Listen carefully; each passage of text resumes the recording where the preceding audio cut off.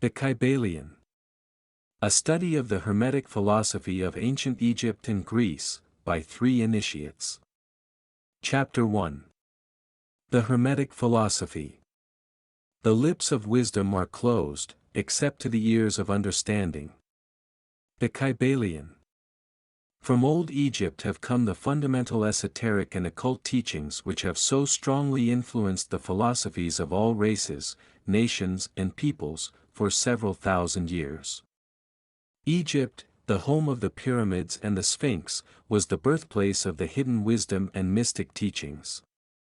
From her secret doctrine all nations have borrowed.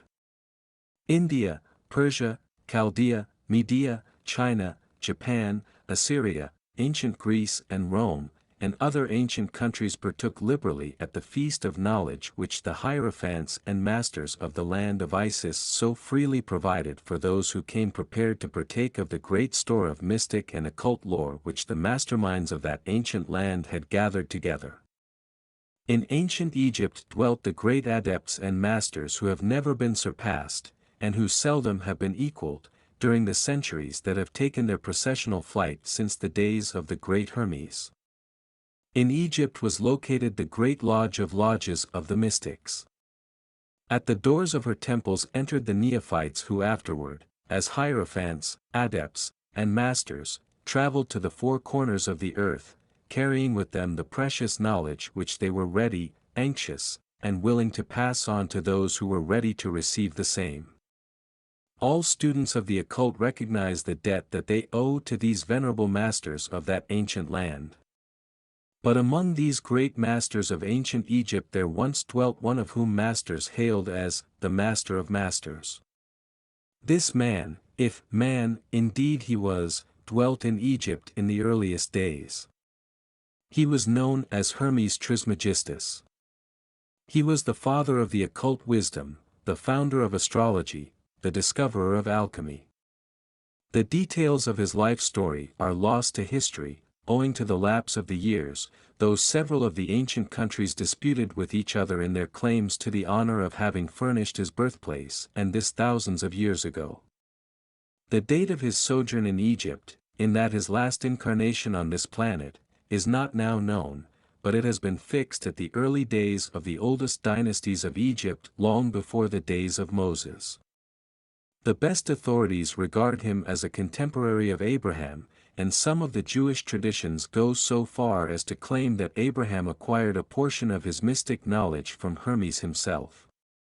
As the years rolled by after his passing from this plane of life, tradition recording that he lived 300 years in the flesh, the Egyptians deified Hermes, and made him one of their gods, under the name of Thoth. Years after, the people of ancient Greece also made him one of their many gods, calling him Hermes, the god of wisdom. The Egyptians revered his memory for many centuries, yes, tens of centuries, calling him the scribe of the gods, and bestowing upon him, distinctively, his ancient title, Trismegistus, which means the thrice great, the great, the greatest great, etc. In all the ancient lands, the name of Hermes Trismegistus was revered, the name being synonymous with the fount of wisdom. Even to this day, we use the term hermetic in the sense of secret, sealed so that nothing can escape, etc., and this by reason of the fact that the followers of Hermes always observed the principle of secrecy in their teachings. They did not believe in casting pearls before swine, but rather held to the teaching, milk for babes, meat for strong men, both of which maxims are familiar to readers of the Christian scriptures, but both of which had been used by the Egyptians for centuries before the Christian era. And this policy of careful dissemination of the truth has always characterized the Hermetics, even unto the present day. The Hermetic teachings are to be found in all lands, among all religions, but never identified with any particular country, nor with any particular religious sect. This because of the warning of the ancient teachers against allowing the secret doctrine to become crystallized into a creed. The wisdom of this caution is apparent to all students of history. The ancient occultism of India and Persia degenerated, and was largely lost, owing to the fact that the teachers became priests, and so mixed theology with the philosophy, the result being that the occultism of India and Persia has been gradually lost amidst the mass of religious superstition, cults, creeds, and gods. So it was with ancient Greece and Rome. So it was with the Hermetic teachings of the Gnostics and early Christians, which were lost at the time of Constantine, whose iron hand smothered philosophy with the blanket of theology, losing to the Christian Church that which was its very essence and spirit, and causing it to grope throughout several centuries before it found the way back to its ancient faith. The indications apparent to all careful observers in this 20th century being that the Church is now struggling to get back to its ancient mystic teachings. But there were always a few faithful souls who kept alive the flame, tending it carefully, and not allowing its light to become extinguished.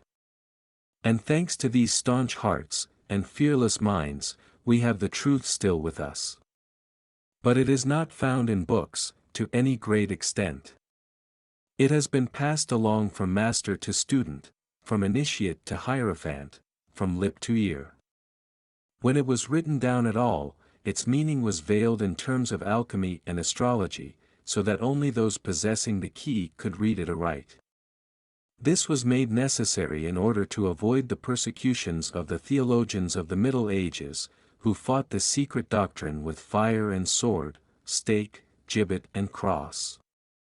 Even to this day there will be found but few reliable books on the Hermetic philosophy, although there are countless references to it in many books written on various phases of occultism.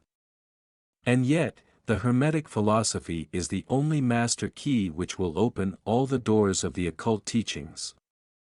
In the early days, there was a compilation of certain basic Hermetic doctrines, passed on from teacher to student, which was known as the Kybalion, the exact significance and meaning of the term having been lost for several centuries.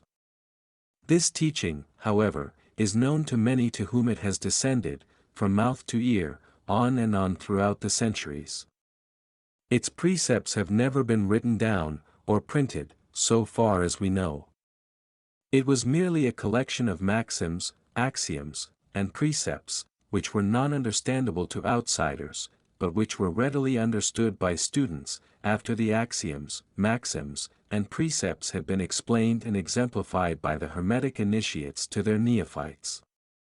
These teachings really constituted the basic principles of the art of Hermetic alchemy, which, contrary to the general belief, dealt in the mastery of mental forces, rather than material elements, the transmutation of one kind of mental vibrations into others, instead of the changing of one kind of metal into another. The legends of the philosopher's stone, which would turn base metal into gold, was an allegory relating to Hermetic philosophy, readily understood by all students of true Hermeticism. In this little book, of which this is the first lesson, we invite our students to examine into the Hermetic teachings, as set forth in the Kybalion, and as explained by ourselves, humble students of the teachings, who, while bearing the title of initiates, are still students at the feet of Hermes, the Master. We herein give you many of the maxims, axioms and precepts of the Kybalion, accompanied by explanations and illustrations which we deem likely to render the teachings more easily comprehended by the modern student, particularly as the original text is purposely veiled in obscure terms. The original maxims, axioms, and precepts of the Kybalion are printed herein, in quotation marks, the proper credit being given. Our own work is printed in the regular way, in the body of the work. We trust that the many students to whom we now offer this little work will derive as much benefit from the study of its pages as have the many who have gone on before, treading the same path to mastery throughout the centuries that have passed since the times of Hermes Trismegistus, the Master of Masters, the Great. In the words of the Kybalion, where fall the footsteps of the Master, the ears of those ready for his teaching open wide. The Kybalion. When the ears of the student are ready to hear, then cometh the lips to fill them with wisdom. The Kybalion. So that according to the teachings, the passage of this book to those ready for the instruction will attract the attention of such as are prepared to receive the teaching. And, likewise, when the pupil is ready to receive the truth, then will this little book come to him, or her. Such is the law. The Hermetic principle of cause and effect, in its aspect of the law of attraction, will bring lips and ear together, pupil and book in company. So mote it be. Chapter 2. The Seven Hermetic Principles. The principles of truth are seven. He who knows these, understandingly, possesses the magic key before whose touch all the doors of the temple fly open. The Kybalion. The seven Hermetic principles, upon which the entire Hermetic philosophy is based, are as follows. The Principle of Mentalism. The Principle of Correspondence. The Principle of Vibration. The Principle of Polarity. The Principle of Rhythm. The Principle of Cause and Effect. The Principle of Gender. These seven principles will be discussed and explained as we proceed with these lessons. A short explanation of each, however, may as well be given at this point. The Principle of Mentalism. The All is mind, the universe is mental. The Kybalion. This principle embodies the truth that all is mind. It explains that the All, which is the substantial reality underlying all the outward manifestations and appearances which we know under the terms of the material universe, the phenomena of life, matter, energy, and in short, all that is apparent to our material senses, is spirit, which in itself is unknowable and undefinable, but which may be considered and thought of as an universal, infinite, living mind. It also explains that all the phenomenal world or universe is simply a mental creation of the All, subject to the laws of created things, and that the universe, as a whole, and in its parts or units, has its existence in the mind of the All, in which mind we live and move and have our being. This principle, by establishing the mental nature of the universe, easily explains all of the varied mental and psychic phenomena that occupy such a large portion of the public attention, and which, without such explanation, are non-understandable and defy scientific treatment. An understanding of this great Hermetic principle of mentalism enables the individual to readily grasp the laws of the mental universe, and to apply the same to his well-being and advancement. The Hermetic student is enabled to apply intelligently the great mental laws, instead of using them in a haphazard manner. With the master key in his possession, the student may unlock the many doors of the mental and psychic temple of knowledge, and enter the same freely and intelligently. This principle explains the true nature of energy, power, and matter, and why and how all these are subordinate to the mastery of mind. One of the old Hermetic masters wrote, long ages ago, "He who grasps the truth of the mental nature of the universe is well advanced on the path to mastery." And these words are as true today as at the time they were first written. Without this master key, mastery is impossible, and the student knocks in vain at the many doors of the temple.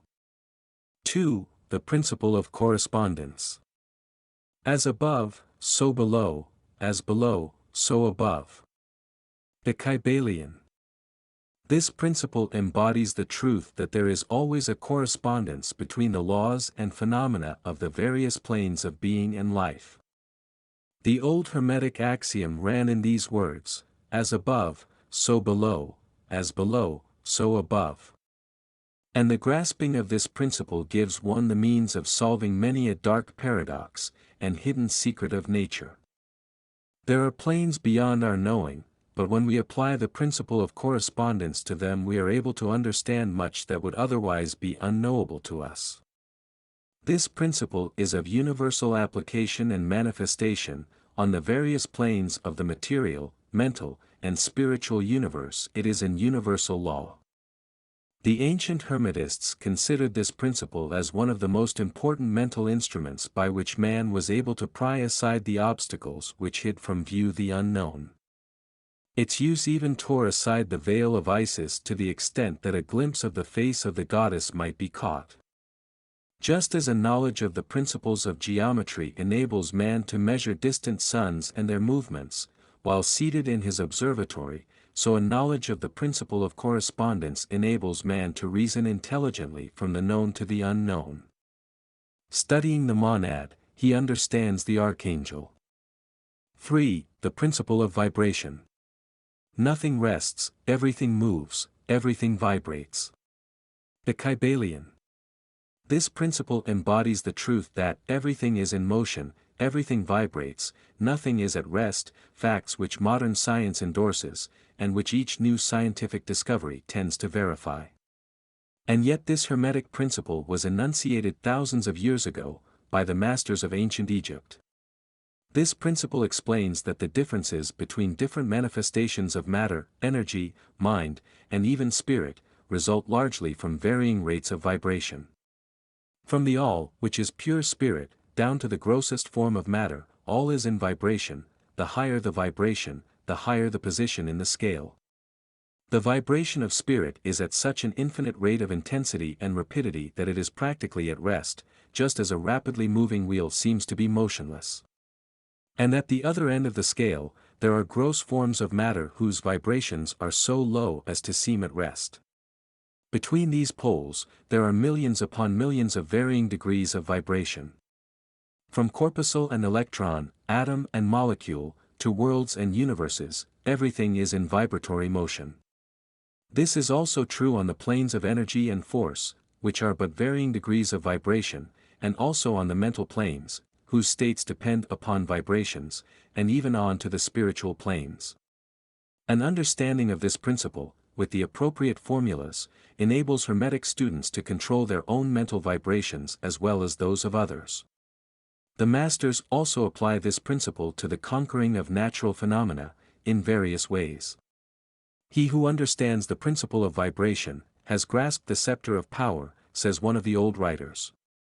4. The principle of polarity.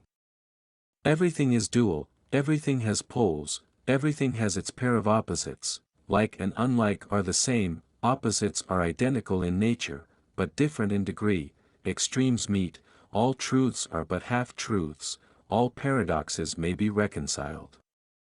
The Kybalion. This principle embodies the truth that everything is dual, everything has two poles, everything has its pair of opposites, all of which were old Hermetic axioms. It explains the old paradoxes, that have perplexed so many, which have been stated as follows: thesis and antithesis are identical in nature, but different in degree, opposites are the same, differing only in degree, the pairs of opposites may be reconciled, extremes meet, everything is and isn't, at the same time, all truths are but half-truths, every truth is half-false, there are two sides to everything, etc., etc., etc. It explains that in everything there are two poles, or opposite aspects, and that opposites are really only the two extremes of the same thing, with many varying degrees between them to illustrate, heat and cold, although opposites are really the same thing, the differences consisting merely of degrees of the same thing.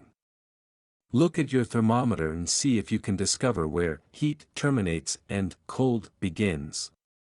There is no such thing as absolute heat or absolute cold. The two terms heat and cold simply indicate varying degrees of the same thing, and that same thing, which manifests as heat and cold, is merely a form, variety, and rate of vibration. So heat and cold are simply the two poles of that which we call heat, and the phenomena attendant thereupon are manifestations of the principle of polarity.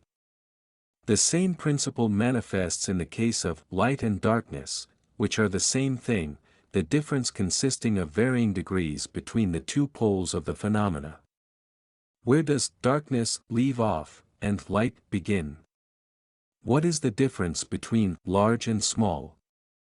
between hard and soft, between black and white, between sharp and dull, between noise and quiet, between high and low, between positive and negative.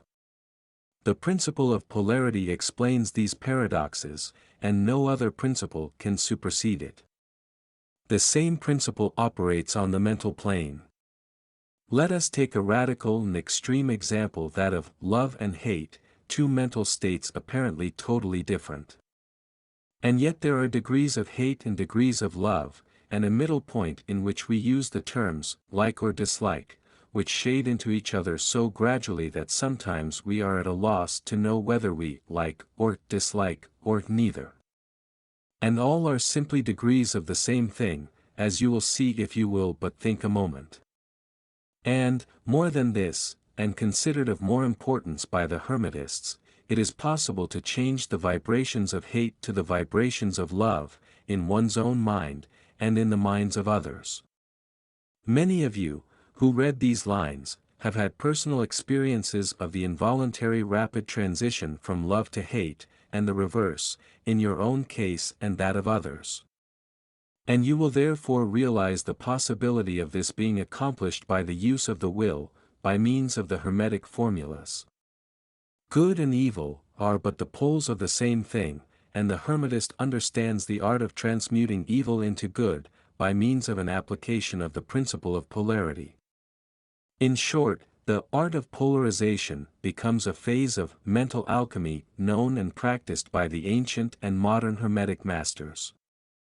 An understanding of the principle will enable one to change his own polarity, as well as that of others, if he will devote the time and study necessary to master the art. 5. The principle of rhythm. Everything flows, out and in, everything has its tides, all things rise and fall, the pendulum swing manifests in everything, the measure of the swing to the right is the measure of the swing to the left, rhythm compensates. The Kybalion. This principle embodies the truth that in everything there is manifested a measured motion, to and fro, a flow and inflow, a swing backward and forward, a pendulum-like movement, a tide-like ebb and flow, a high tide and low tide, between the two poles which exist in accordance with the principle of polarity described a moment ago. There is always an action and a reaction, an advance and a retreat, a rising and a sinking. This is in the affairs of the universe, suns, worlds, men, animals, mind, energy, and matter. This law is manifest in the creation and destruction of worlds, in the rise and fall of nations, in the life of all things, and finally in the mental states of man, and it is with this latter that the Hermetists find the understanding of the principle most important. The Hermetists have grasped this principle, finding its universal application, and have also discovered certain means to overcome its effects in themselves by the use of the appropriate formulas and methods. They apply the mental law of neutralization. They cannot annul the principle, or cause it to cease its operation, but they have learned how to escape its effects upon themselves to a certain degree depending upon the mastery of the principle. They have learned how to use it, instead of being used by it. In this and similar methods, consists the art of the Hermetists.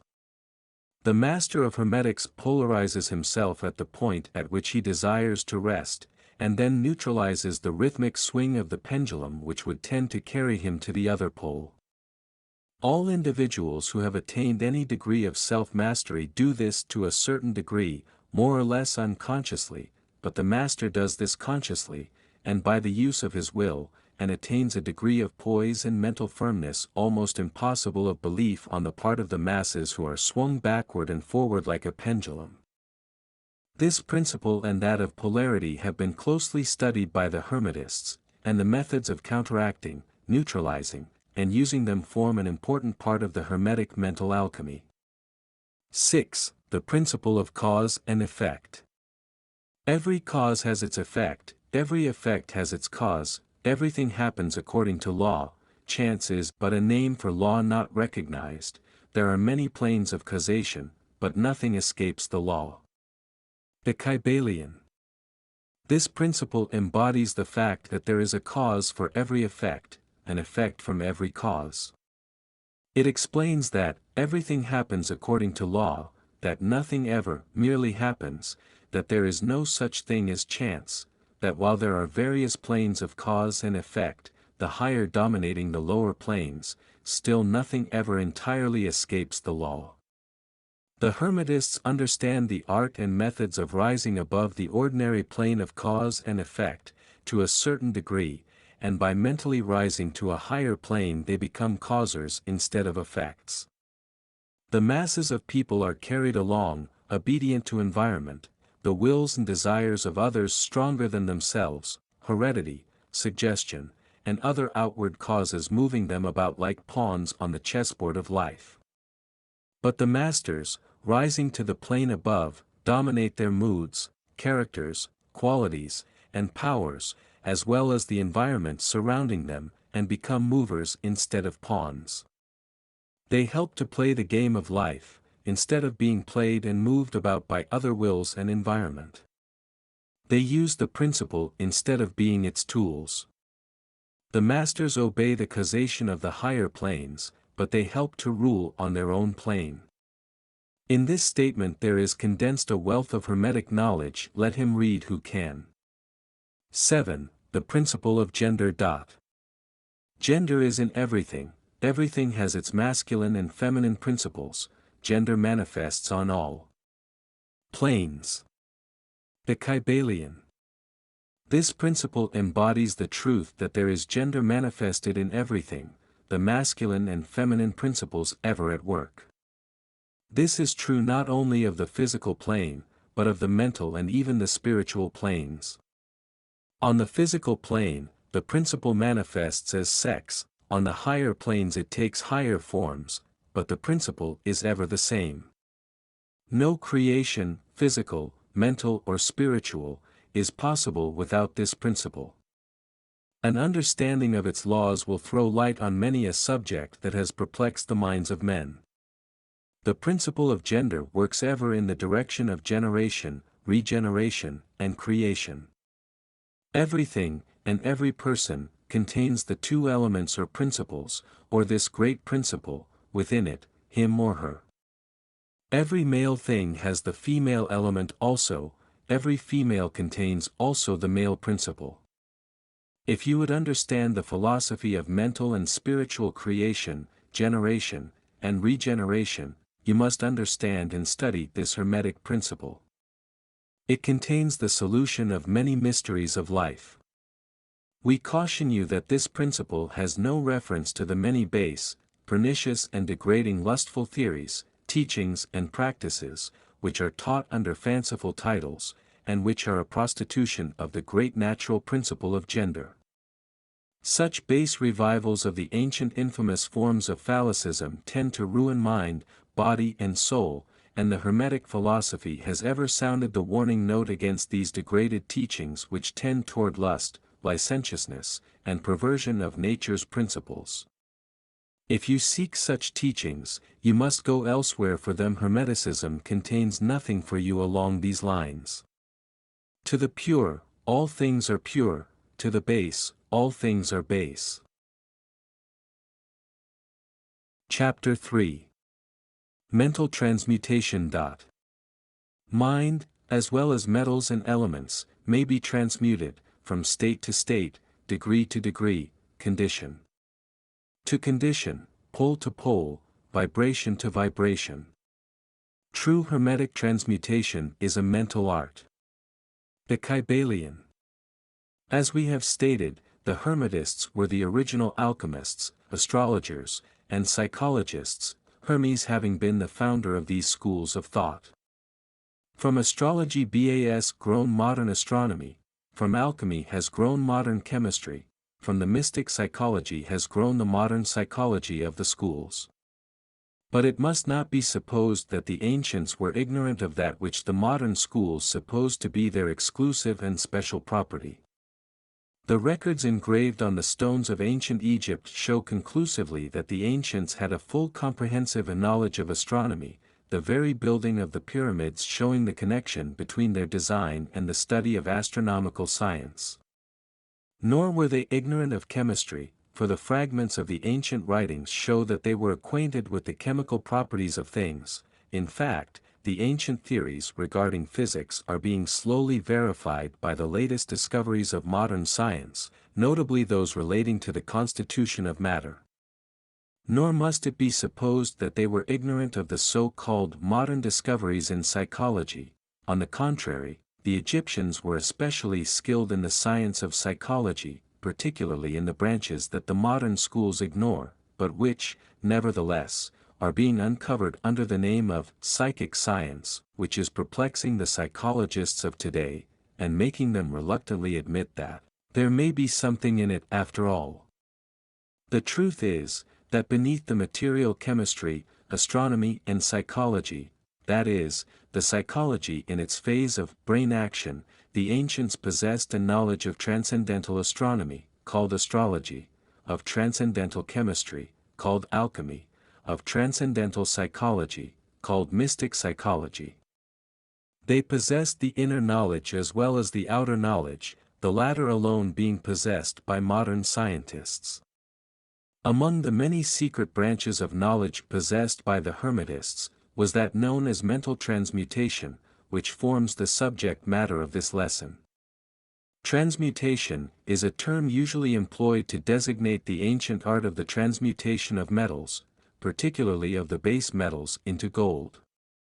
The word transmute means to change from one nature, form, or substance, into another, to transform, Webster. And accordingly, mental transmutation means the art of changing and transforming mental states, forms, and conditions, into others.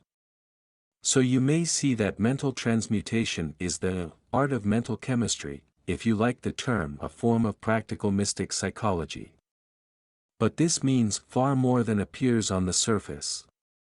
Transmutation, alchemy, or chemistry, on the mental plane is important enough in its effects, to be sure, and if the art stopped there it would still be one of the most important branches of study known to man. But this is only the beginning. Let us see why. The first of the 7 Hermetic Principles is the Principle of Mentalism, the axiom of which is, the all is mind, the universe is mental, which means that the underlying reality of the universe is mind, and the universe itself is mental, that is, existing in the mind of the all. We shall consider this principle in succeeding lessons, but let us see the effect of the principle if it be assumed to be true. If the universal is mental in its nature, then mental transmutation must be the art of changing the conditions of the universe, along the lines of matter, force and mind. So you see, therefore, that mental transmutation is really the magic of which the ancient writers had so much to say in their mystical works, and about which they gave so few practical instructions. If all be mental, then the art which enables one to transmute mental conditions must render the master the controller of material conditions as well as those ordinarily called mental. As a matter of fact, none but advanced mental alchemists have been able to attain the degree of power necessary to control the grosser physical conditions, such as the control of the elements of nature, the production or cessation of tempests, the production and cessation of earthquakes and other great physical phenomena. But that such men have existed, and do exist today, is a matter of earnest belief to all advanced occultists of all schools. That the masters exist, and have these powers, the best teachers assure their students, having had experiences which justify them in such belief and statements. These masters do not make public exhibitions of their powers, but seek seclusion from the crowds of men, in order to better work their way along the path of attainment. We mention their existence, at this point, merely to call your attention to the fact that their power is entirely mental, and operates along the lines of the higher mental transmutation, under the Hermetic Principle of Mentalism. The universe is mental, the Kybalion. But students and Hermetists of lesser degree than masters, the initiates and teachers, are able to freely work along the mental plane, in mental transmutation. In fact, all that we call psychic phenomena, mental influence, mental science, new thought phenomena, etc., operates along the same general lines, for there is but one principle involved, no matter by what name the phenomena be called. The student and practitioner of mental transmutation works among the mental plane, transmuting mental conditions, states, etc., into others, according to various formulas, more or less efficacious. The various treatments, affirmations, denials, etc., of the schools of mental science are but formulas, often quite imperfect and unscientific, of the Hermetic art. The majority of modern practitioners are quite ignorant compared to the ancient masters, for they lack the fundamental knowledge upon which the work is based. Not only may the mental states, etc., of one's self be changed or transmuted by Hermetic methods, but also the states of others may be, and are, constantly transmuted in the same way, usually unconsciously, but often consciously by some understanding the laws and principles, in cases where the people affected are not informed of the principles of self-protection. And more than this, as many students and practitioners of modern mental science know, every material condition depending upon the minds of other people may be changed or transmuted in accordance with the earnest desire, will, and treatments of person desiring changed conditions of life. The public are so generally informed regarding these things at present, that we do not deem it necessary to mention the same at length, our purpose at this point being merely to show the Hermetic principle and art underlying all of these various forms of practice, good and evil, for the force can be used in opposite directions according to the Hermetic principles of polarity. In this little book we shall state the basic principles of mental transmutation, that all who read may grasp the underlying principles, and thus possess the master key that will unlock the many doors of the principle of polarity. We shall now proceed to a consideration of the first of the Hermetic 7 principles, the principle of mentalism, in which is explained the truth that, the all is mind, the universe is mental, in the words of the Kybalion. We ask the close attention, and careful study of this great principle, on the part of our students, for it is really the basic principle of the whole Hermetic philosophy, and of the Hermetic art of mental transmutation. Chapter 4. The All. Under, and back of, the universe of time, space and change, is ever to be found the substantial reality, the fundamental truth. The Kybalion.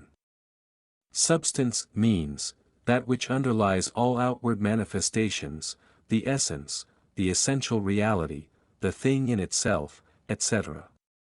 Substantial means actually existing, being the essential element, being real, etc.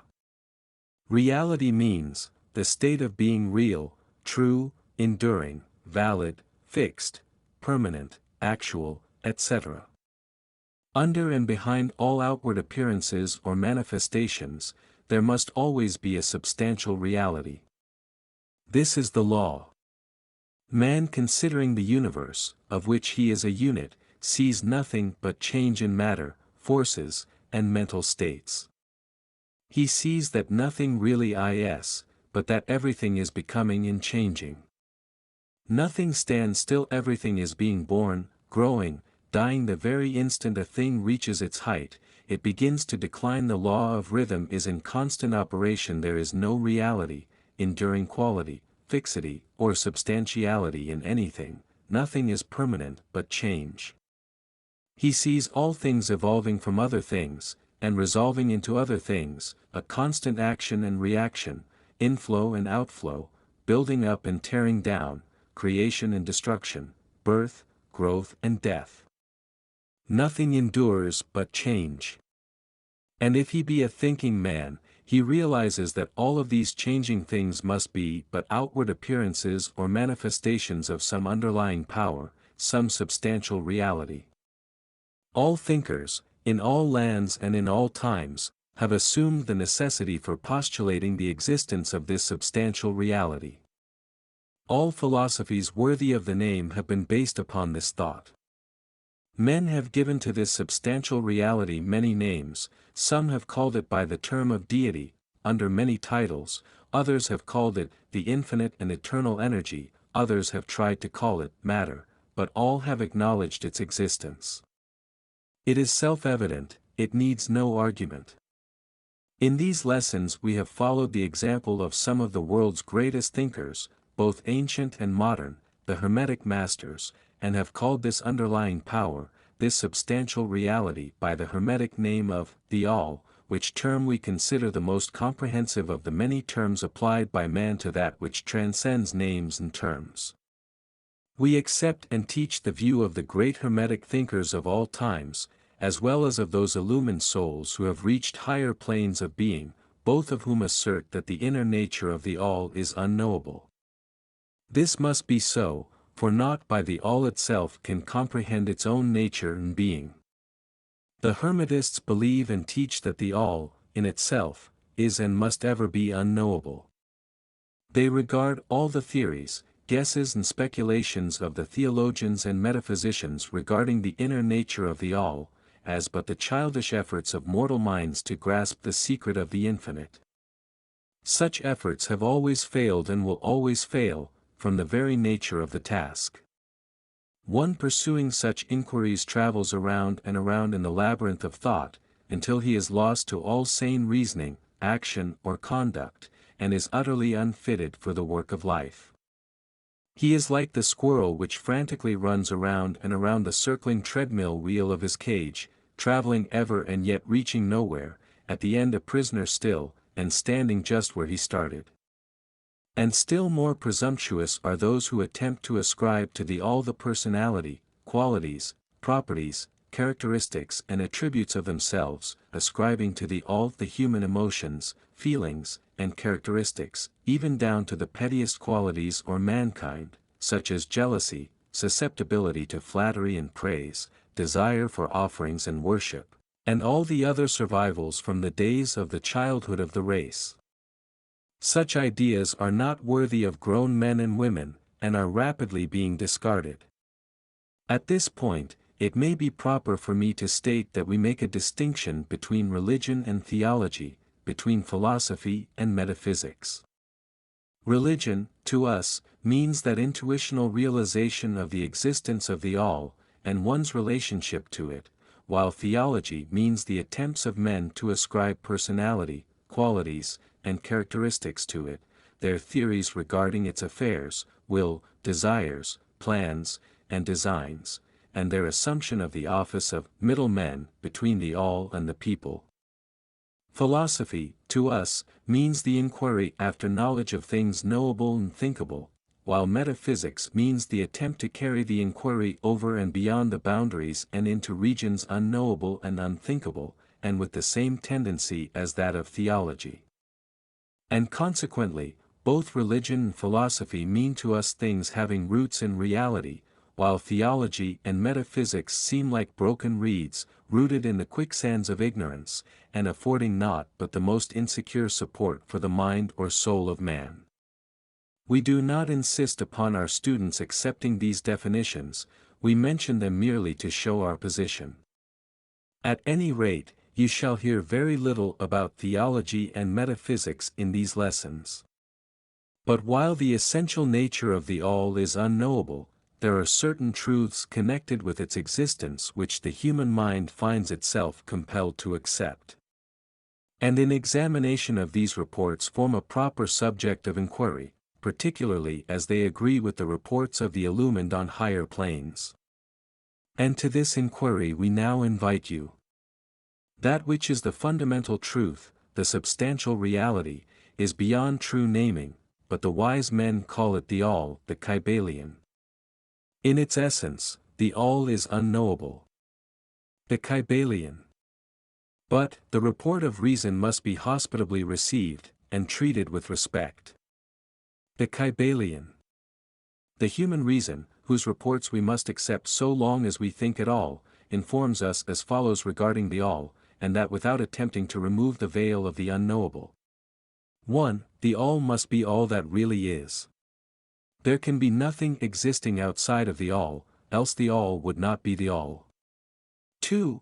The all must be infinite, for is nothing else to define, confine, bound, limit or restrict the all. It must be infinite in time, or eternal, it must have always continuously existed, for there is nothing else to have ever created it, and something can never evolve from nothing, and if it had ever not been, even for a moment, it would not be now, it must continuously exist forever, for there is nothing to destroy it, and it can never not be, even for a moment, because something can never become nothing. It must be infinite in space, it must be everywhere, for there is no place outside of the all, it cannot be otherwise than continuous in space, without break, cessation, separation, or interruption, for there is nothing to break, separate, or interrupt its continuity, and nothing with which to fill in the gaps. It must be infinite in power, or absolute, for there is nothing to limit, restrict, restrain, confine, disturb or condition it, it is subject to no other power, for there is no other power. 3. The all must be immutable, or not subject to change in its real nature, for there is nothing to work changes upon it, nothing into which it could change, nor from which it could have changed. It cannot be added to nor subtracted from, increased nor diminished, nor become greater or lesser in any respect whatsoever. It must have always been, and must always remain, just what it is now, the all, there has never been, is not now, and never will be, anything else into which it can change. The all being infinite, absolute, eternal and unchangeable, it must follow that anything finite, changeable, fleeting, and conditioned cannot be the all. And as there is nothing outside of the all, in reality, then any and all such finite things must be as nothing in reality. Now do not become befogged, nor frightened, we are not trying to lead you into the Christian Science field under cover of Hermetic philosophy. There is a reconciliation of this apparently contradictory state of affairs.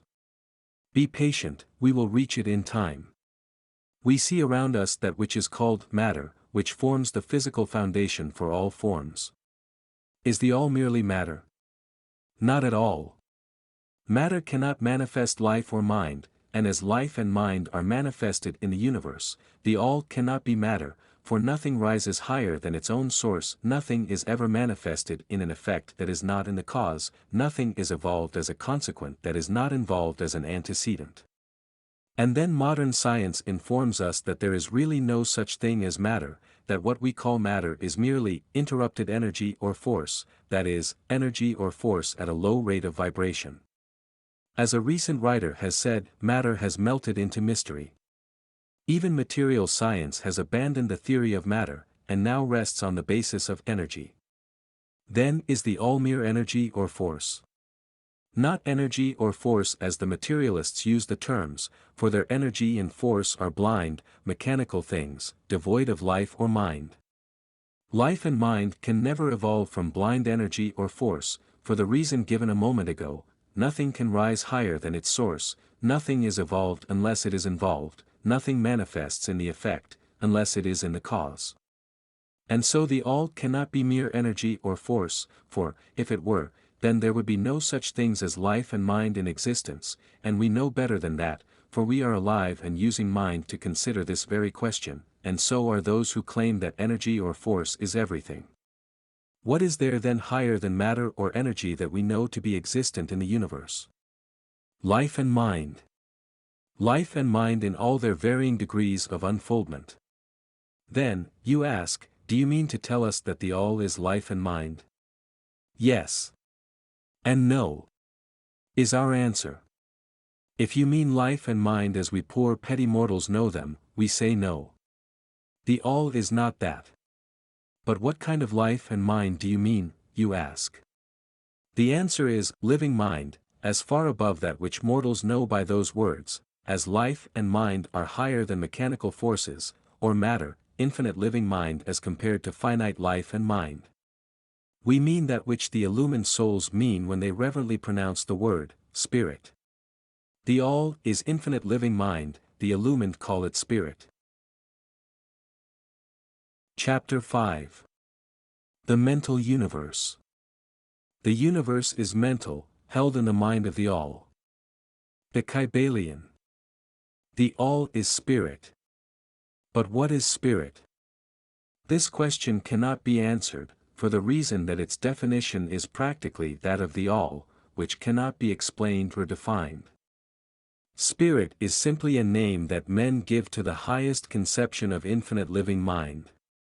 It means the real essence. It means living mind, as much superior to life and mind as we know them, as the latter are superior to mechanical energy and matter. Spirit transcends our understanding, and we use the term merely that we may think or speak of the all. For the purposes of thought and understanding, we are justified in thinking of spirit as infinite living mind, at the same time acknowledging that we cannot fully understand it. We must either do this or stop thinking of the matter at all. Let us now proceed to a consideration of the nature of the universe, as a whole and in its parts. What is the universe? We have seen that there can be nothing outside of the all. Then is the universe the all? No, this cannot be, because the universe seems to be made up of many, and is constantly changing, and in other ways it does not measure up to the ideas that we are compelled to accept regarding the all, as stated in our last lesson. Then if the universe be not the all, then it must be nothing. Such is the inevitable conclusion of the mind at first thought. But this will not satisfy the question, for we are sensible of the existence of the universe. Then if the universe is neither the all, nor nothing, what can it be? Let us examine this question. If the universe exists at all, or seems to exist, it must proceed in some way from the all. It must be a creation of the all. But as something can never come from nothing, from what could the all have created it? Some philosophers have answered this question by saying that the all created the universe from itself. That is, from the being and substance of the all.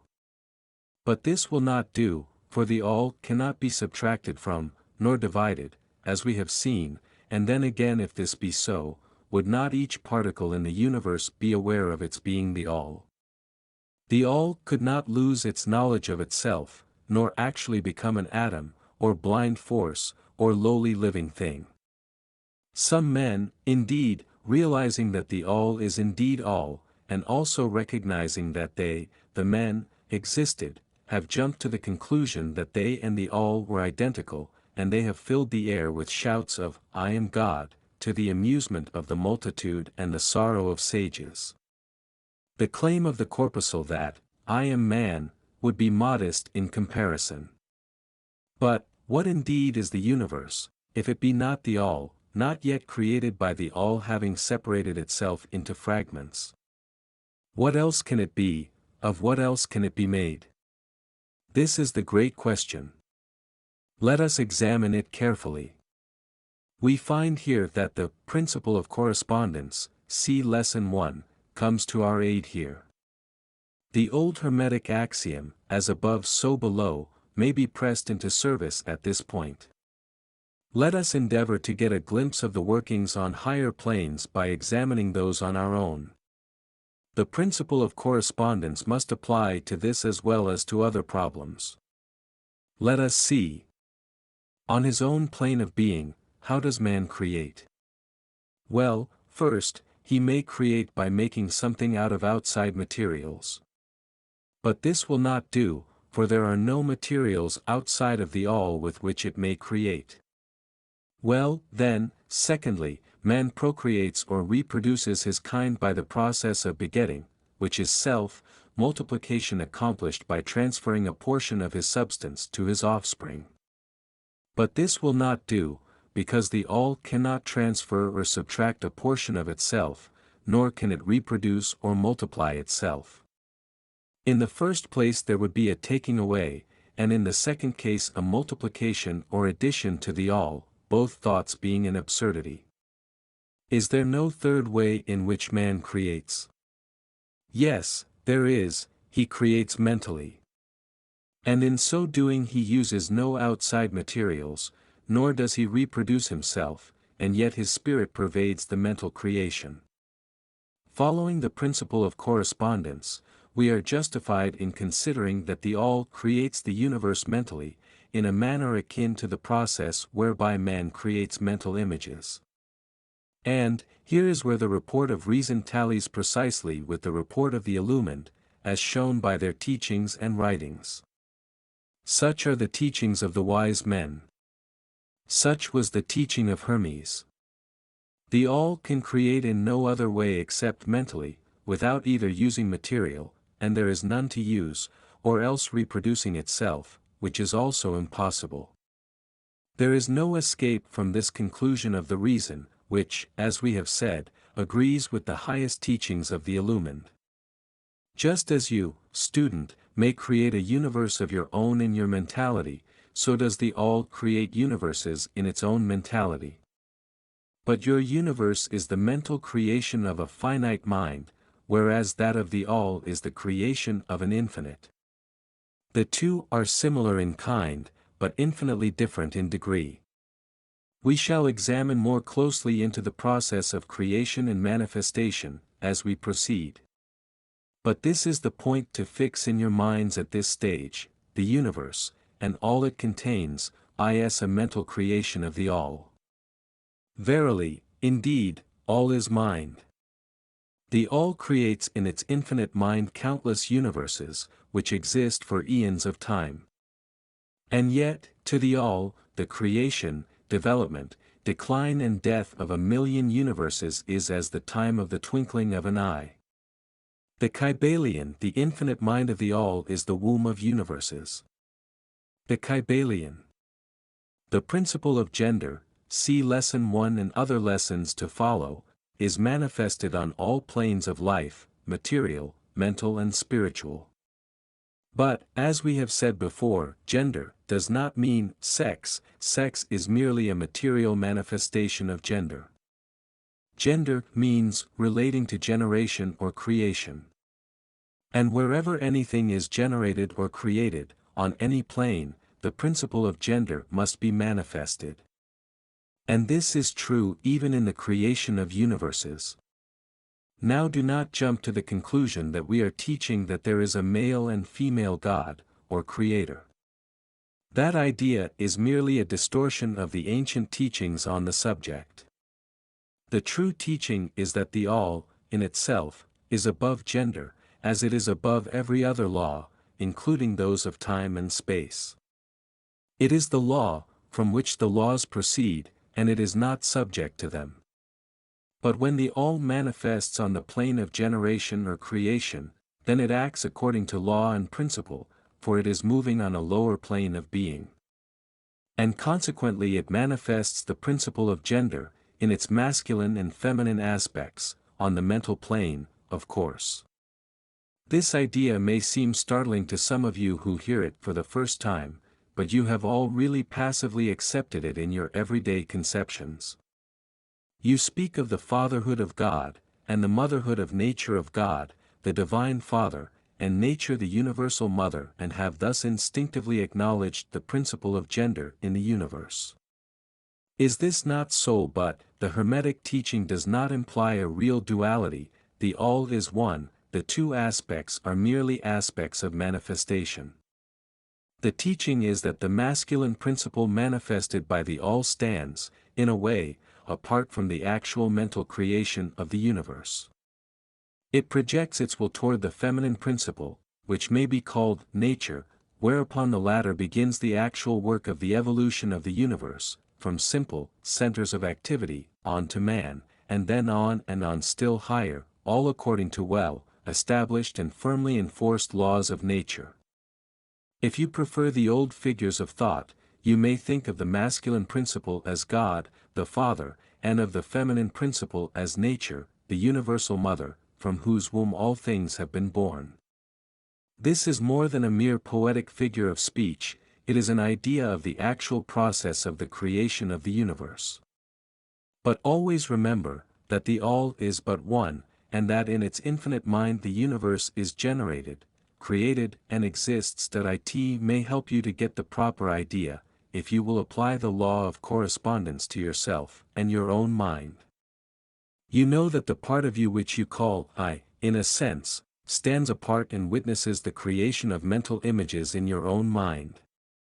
The part of your mind in which the mental generation is accomplished may be called the kami, in distinction from the I, which stands apart and witnesses and examines the thoughts, ideas and images of the me, as above, so below, remember, and the phenomena of one plane may be employed to solve the riddles of higher or lower planes. Is it any wonder that you, the child, feel that instinctive reverence for the all, which feeling we call religion, that respect and reverence for the Father Mind?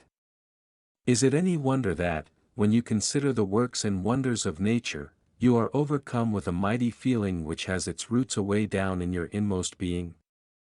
It is the mother mind that you are pressing close up to, like a babe to the breast.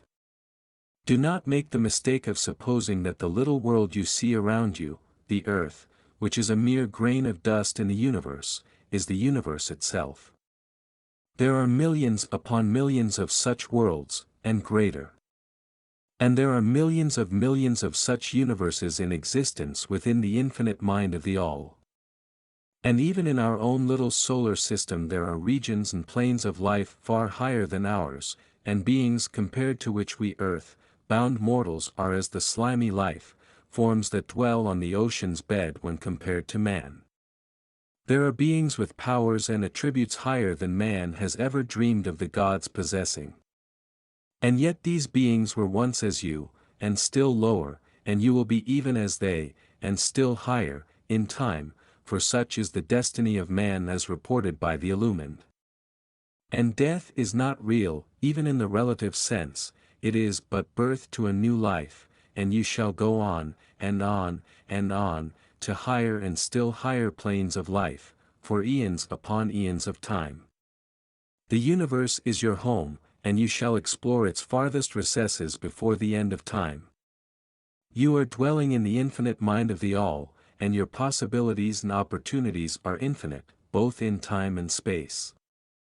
And at the end of the grand cycle of eons, when the all shall draw back into itself all of its creations, you will go gladly, for you will then be able to know the whole truth of being at one with the all. Such is the report of the illumined, those who have advanced well along the path. And, in the meantime, rest calm and serene. You are safe and protected by the infinite power of the Father, Mother Mind. Within the Father, Mother Mind, mortal children are at home. The Kybalion, there is not one who is fatherless, nor motherless in the universe. The Kybalion. Chapter 6. The Divine Paradox. The half-wise, recognizing the comparative unreality of the universe, imagine that they may defy its laws. Such are vain and presumptuous fools, and they are broken against the rocks and torn asunder by the elements by reason of their folly. The truly wise, knowing the nature of the universe, use law against laws, the higher against the lower, and by the art of alchemy transmute that which is undesirable into that which is worthy, and thus triumph. Mastery consists not in abnormal dreams, visions and fantastic imaginings or living, but in using the higher forces against the lower, escaping the pains of the lower planes by vibrating on the higher. Transmutation, not presumptuous denial, is the weapon of the master. The Kybalion. This is the paradox of the universe, resulting from the principle of polarity which manifests when the all begins to create.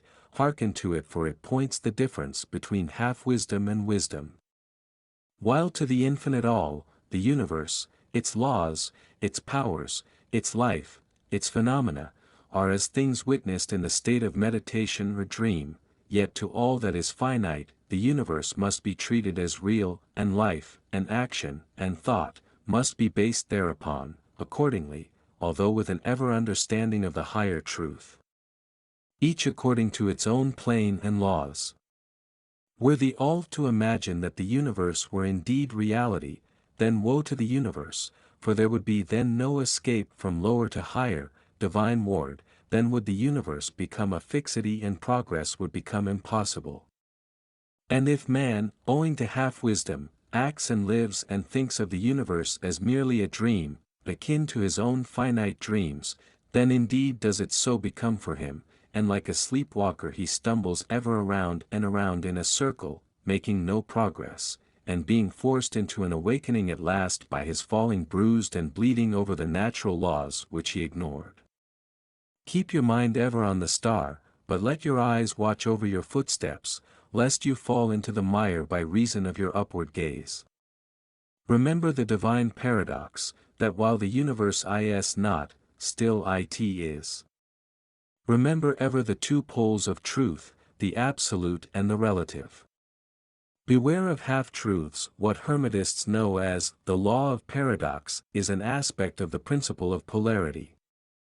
The Hermetic writings are filled with references to the appearance of the paradox in the consideration of the problems of life and being. The teachers are constantly warning their students against the error of omitting the other side of any question. And their warnings are particularly directed to the problems of the absolute and the relative, which perplex all students of philosophy, and which cause so many to think and act contrary to what is generally known as common sense. And we caution all students to be sure to grasp the divine paradox of the absolute and relative, lest they become entangled in the mire of the half-truth. With this in view, this particular lesson has been written. Read it carefully. The first thought that comes to the thinking man after he realizes the truth that the universe is a mental creation of the all, is that the universe and all that it contains is a mere illusion, an unreality, against which idea his instincts revolt. But this, like all other great truths, must be considered both from the absolute and the relative points of view.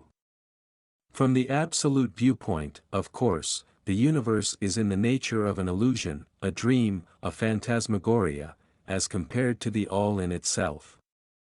We recognize this even in our ordinary view, for we speak of the world as a fleeting show that comes and goes, is born and dies, for the element of impermanence and change, finiteness and unsubstantiality, must ever be connected with the idea of a created universe when it is contrasted with the idea of the all, no matter what may be our beliefs concerning the nature of both. Philosopher, metaphysician, scientist and theologian all agree upon this idea, and the thought is found in all forms of philosophical thought and religious conceptions, as well as in the theories of the respective schools of metaphysics and theology. So, the Hermetic teachings do not preach the unsubstantiality of the universe in any stronger terms than those more familiar to you, although their presentation of the subject may seem somewhat more startling.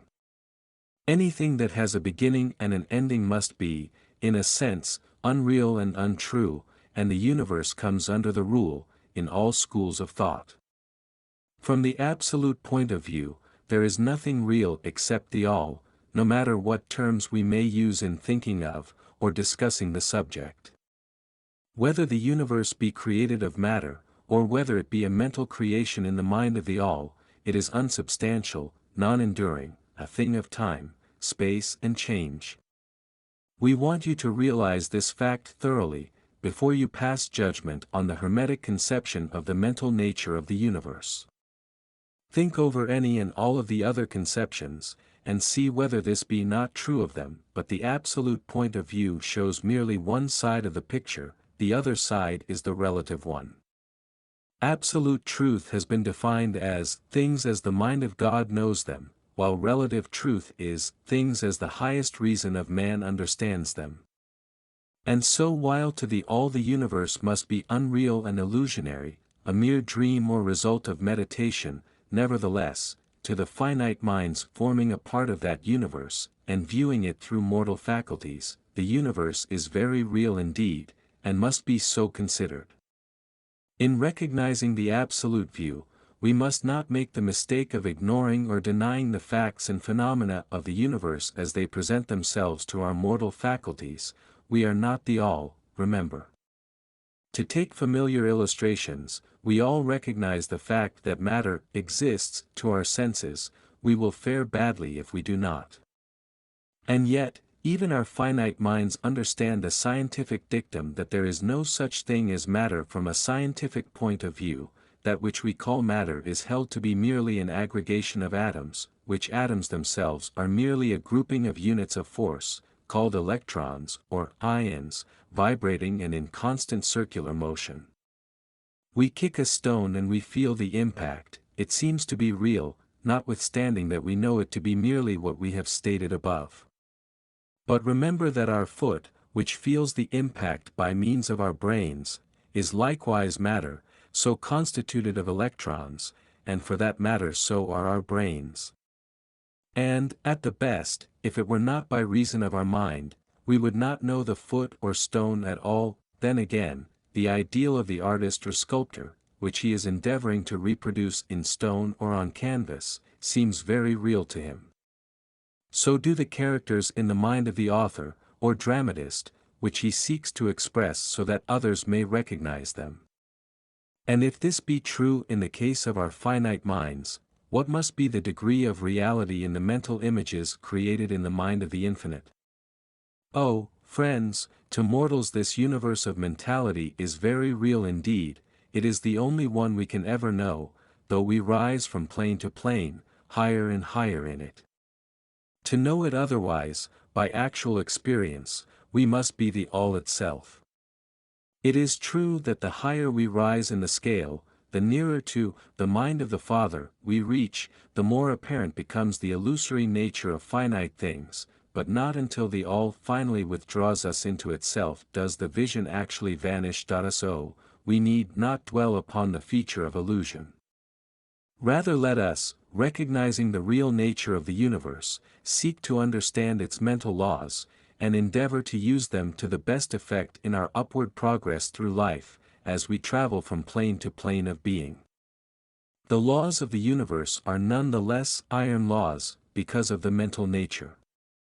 All, except the all, are bound by them.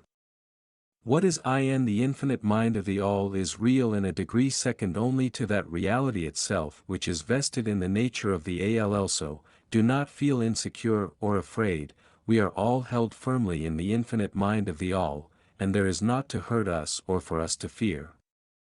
There is no power outside of the all to affect us. So we may rest calm and secure. There is a world of comfort and security in this realization when once attained. Then, calm and peaceful do we sleep, rocked in the cradle of the deep, resting safely on the bosom of the ocean of infinite mind, which is the all. In the all, indeed, do we live and move and have our being. Matter is none the less matter to us, while we dwell on the plane of matter, although we know it to be merely an aggregation of electrons, or particles of force, vibrating rapidly and gyrating around each other in the formations of atoms, the atoms in turn vibrating and gyrating, forming molecules, which latter in turn form larger masses of matter. Nor does matter become less matter, when we follow the inquiry still further, and learn from the Hermetic teachings, that the force of which the electrons are but units is merely a manifestation of the mind of the all, and like all else in the universe is purely mental in its nature. While on the plane of matter, we must recognize its phenomena, we may control matter, as all masters of higher or lesser degree do, but we do so by applying the higher forces. We commit a folly when we attempt to deny the existence of matter in the relative aspect. We may deny its mastery over us, and rightly so, but we should not attempt to ignore it in its relative aspect, at least so long as we dwell upon its plane, nor do the laws of nature become less constant or effective, when we know them, likewise, to be merely mental creations. They are in full effect on the various planes. We overcome the lower laws, by applying still higher ones, and in this way only, but we cannot escape law or rise above it entirely. Nothing but the all can escape law, and that because the all is law itself, from which all laws emerge. The most advanced masters may acquire the powers usually attributed to the gods of men, and there are countless ranks of being, in the great hierarchy of life, whose being and power transcends even that of the highest masters among men to a degree unthinkable by mortals, but even the highest master, and the highest being, must bow to the law, and be as nothing in the eye of the all. So that if even these highest beings, whose powers exceed even those attributed by men to their gods, if even these are bound by and are subservient to law, then imagine the presumption of mortal man, of our race and grade, when he dares to consider the laws of nature as unreal, visionary and illusory, because he happens to be able to grasp the truth that the laws are mental in nature, and simply mental creations of the all. Those laws which the all intends to be governing laws are not to be defied or argued away. So long as the universe endures, will they endure, for the universe exists by virtue of these laws which form its framework and which hold it together. Chapter 7, The All in All. While all is in the all, it is equally true that the all is in all. To him who truly understands this truth hath come great knowledge. The Kybalion. How often have the majority of people heard repeated the statement that their deity, called by many names, was all in all, and how little have they suspected the inner occult truth concealed by these carelessly uttered words. The commonly used expression is a survival of the ancient Hermetic maxim quoted above. As the Kybalion says, to him who truly understands this truth, hath come great knowledge. And, this being so, let us seek this truth, the understanding of which means so much. In this statement of truth, this Hermetic maxim, is concealed one of the greatest philosophical, scientific and religious truths that we have given you the Hermetic teaching regarding the mental nature of the universe, the truth that the universe is mental held in the mind of the all. As the Kybalion says, in the passage quoted above, all is in the all. But note also the correlated statement, that, it is equally true that the all is in all. This apparently contradictory statement is reconcilable under the law of paradox. It is, moreover, an exact Hermetic statement of the relations existing between the all and its mental universe. We have seen how all is in the all. Now let us examine the other aspect of the subject. The Hermetic teachings are to the effect that the all is immanent in, remaining within, inherent, abiding within, its universe, and in every part, particle, unit, or combination, within the universe. This statement is usually illustrated by the teachers by a reference to the principle of correspondence. The teacher instructs the student to form a mental image of something, a person, an idea, something having a mental form, the favorite example being that of the author or dramatist forming an idea of his characters, or a painter or sculptor forming an image of an ideal that he wishes to express by his art. In each case, the student will find that while the image has its existence, and being, solely within his own mind, yet he, the student, author, dramatist, painter, or sculptor, is, in a sense, immanent in, remaining within, or abiding within, the mental image also.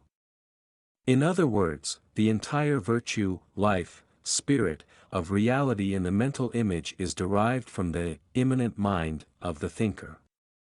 Consider this for a moment, until the idea is grasped. Take a modern example, let us say that Othello, Iago, Hamlet, Lear, Richard III, existed merely in the mind of Shakespeare, at the time of their conception or creation. And yet, Shakespeare also existed within each of these characters, giving them their vitality, spirit, and action. Whose is the spirit of the characters that we know as Micawber, Oliver Twist, Uriah Heep? Is it Dickens, or have each of these characters a personal spirit, independent of their creator? Have the Venus of Medici, the Sistine Madonna, the Apollo Belvedere, spirits and reality of their own, or do they represent the spiritual and mental power of their creators? The law of paradox explains that both propositions are true, viewed from the proper viewpoints. Micawber is both Micawber, and yet Dickens. And, again, while Micawber may be said to be Dickens, yet Dickens is not identical with Micawber. Man, like Micawber, may exclaim, the spirit of my Creator is inherent within me, and yet I am not He. How different this from the shocking half-truth so vociferously announced by certain of the half-wise, who fill the air with their raucous cries of, "I am God." Imagine poor Micawber, or the sneaky Uriah Heep, crying, "I am Dickens," or some of the lowly clods in one of Shakespeare's plays, grandiloquently announcing that, "I am Shakespeare." The all is in the earthworm, and yet the earthworm is far from being the all. And still the wonder remains, that though the earthworm exists merely as a lowly thing, created and having its being solely within the mind of the all, yet the all is immanent in the earthworm, and in the particles that go to make up the earthworm. Can there be any greater mystery than this of all in the all, and the all in all? The student will, of course, realize that the illustrations given above are necessarily imperfect and inadequate, for they represent the creation of mental images in finite minds, while the universe is a creation of infinite mind, and the difference between the two poles separates them. And yet it is merely a matter of degree. The same principle is in operation. The principle of correspondence manifests in each, as above, so below, as below, so above. And, in the degree that man realizes the existence of the indwelling spirit immanent within his being, so will he rise in the spiritual scale of life. This is what spiritual development means: the recognition, realization, and manifestation of the Spirit within us. Try to remember this last definition, that of spiritual development. It contains the truth of true religion. There are many planes of being, many subplanes of life, many degrees of existence in the universe. And all depend upon the advancement of beings in the scale, of which scale the lowest point is the grossest matter, the highest being separated only by the thinnest division from the spirit of the all. And, upward and onward along this scale of life, everything is moving. All are on the path, whose end is the all. All progress is a returning home. All is upward and onward, in spite of all seemingly contradictory appearances. Such is the message of the illumined. The Hermetic teachings concerning the process of the mental creation of the universe, are that at the beginning of the creative cycle, the all, in its aspect of being, projects its will toward its aspect of becoming, and the process of creation begins. It is taught that the process consists of the lowering of vibration until a very low degree of vibratory energy is reached, at which point the grossest possible form of matter is manifested. This process is called the stage of involution, in which the all becomes involved, or wrapped up, in its creation. This process is believed by the Hermetists to have a correspondence to the mental process of an artist, writer, or inventor, who becomes so wrapped up in his mental creation as to almost forget his own existence and who, for the time being, almost lives in his creation. If instead of wrapped, we use the word wrapped, perhaps we will give a better idea of what is meant. This involuntary stage of creation is sometimes called the outpouring of the divine energy, just as the evolutionary state is called the indrawing. The extreme pole of the creative process is considered to be the furthest removed from the all, while the beginning of the evolutionary stage is regarded as the beginning of the return swing of the pendulum of rhythm, a coming home idea being held in all of the Hermetic teachings. The teachings are that during the outpouring, the vibrations become lower and lower until finally the urge ceases, and the return swing begins. But there is this difference, that while in the outpouring the creative forces manifest compactly and as a whole, yet from the beginning of the evolutionary or indrawing stage, there is manifested the law of individualization, that is, the tendency to separate into units of force, so that finally that which left the all as unindividualized energy returns to its source as countless highly developed units of life, having risen higher and higher in the scale by means of physical, mental and spiritual evolution. The ancient Hermetists used the word meditation in describing the process of the mental creation of the universe in the mind of the all, the word contemplation also being frequently employed. But the idea intended seems to be that of the employment of the divine attention. Attention is a word derived from the Latin root, meaning to reach out, to stretch out, and so the act of attention is really a mental, reaching out, extension of mental energy, so that the underlying idea is readily understood when we examine into the real meaning of attention. The Hermetic teachings regarding the process of evolution are that, the All, having meditated upon the beginning of the creation, having thus established the material foundations of the universe, having thought it into existence, then gradually awakens or rouses from its meditation and in so doing starts into manifestation the process of evolution, on the material, mental and spiritual planes, successively and in order. Thus the upward movement begins, and all begins to move spiritward.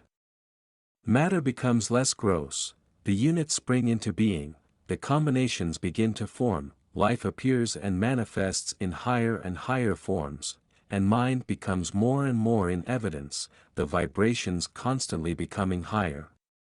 In short, the entire process of evolution, in all of its phases, begins, and proceeds according to the established laws of the indrawing process. All of this occupies eons upon eons of man's time, each aeon containing countless millions of years, but yet the illumined inform us that the entire creation, including involution and evolution, of an universe, is but as the twinkle of the eye to the All. At the end of countless cycles of eons of time, the All withdraws its attention, its contemplation and meditation, of the universe, for the great work is finished, and all is withdrawn into the All from which it emerged. But mystery of mysteries, the spirit of each soul is not annihilated, but is infinitely expanded, the created and the Creator are merged. Such is the report of the illumined, the above illustration of the meditation, and subsequent awakening from meditation, of the All, is of course but an attempt of the teachers to describe the infinite process by a finite example. And, yet, as below, so above. The difference is merely in degree. And just as the All arouses itself from the meditation upon the universe, so does man, in time, cease from manifesting upon the material plane, and withdraws himself more and more into the indwelling spirit, which is indeed the divine ego. There is one more matter of which we desire to speak in this lesson, and that comes very near to an invasion of the metaphysical field of speculation, although our purpose is merely to show the futility of such speculation. We allude to the question which inevitably comes to the mind of all thinkers who have ventured to seek the truth. The question is, why does the All create universes? The question may be asked in different forms, but the above is the gist of the inquiry. Men have striven hard to answer this question, but still there is no answer worthy of the name. Some have imagined that the All had something to gain by it, but this is absurd, for what could the All gain that it did not already possess? Others have sought the answer in the idea that the All wished something to love, and others that it created for pleasure, or amusement, or because it was lonely, or to manifest its power, all puerile explanations and ideas, belonging to the childish period of thought. Others have sought to explain the mystery by assuming that the All found itself compelled to create, by reason of its own internal nature, its creative instinct. This idea is in advance of the others, but its weak point lies in the idea of the All being compelled by anything, internal or external. If its internal nature, or creative instinct, compelled it to do anything, then the internal nature, or creative instinct, would be the absolute, instead of the All, and so accordingly that part of the proposition falls. And, yet, the All does create and manifest, and seems to find some kind of satisfaction in so doing. And it is difficult to escape the conclusion that in some infinite degree it must have what would correspond to an inner nature, or creative instinct, in man, with correspondingly infinite desire and will. It could not act unless it willed to act, and it would not will to act, unless it desired to act, and it would not desire to act unless it obtained some satisfaction thereby. And all of these things would belong to an inner nature, and might be postulated as existing according to the law of correspondence. But, still, we prefer to think of the all as acting entirely free from any influence, internal as well as external. That is the problem which lies at the root of difficulty, and the difficulty that lies at the root of the problem. Strictly speaking, there cannot be said to be any reason whatsoever for the all to act, for reason implies a cause and the all is above cause and effect, except when it wills to become a cause, at which time the principle is set into motion. So, you see, the matter is unthinkable, just as the all is unknowable. Just as we say the all merely is, so we are compelled to say that the all acts because it acts. At the last, the all is all reason in itself, all law in itself, all action in itself, and it may be said, truthfully, that the all is its own reason, its own law, its own act, or still further, that the all, its reason, its act, its law, are one, all being names for the same thing. In the opinion of those who are giving you these present lessons, the answer is locked up in inner self of the all, along with its secret of being. The law of correspondence, in our opinion, reaches only to that aspect of the all, which may be spoken of as the aspect of becoming. Back of that aspect is the aspect of being, in which all laws are lost in law, all principles merge into principle, and the all, principle, and being, are identical, one and the same. Therefore, metaphysical speculation on this point is futile.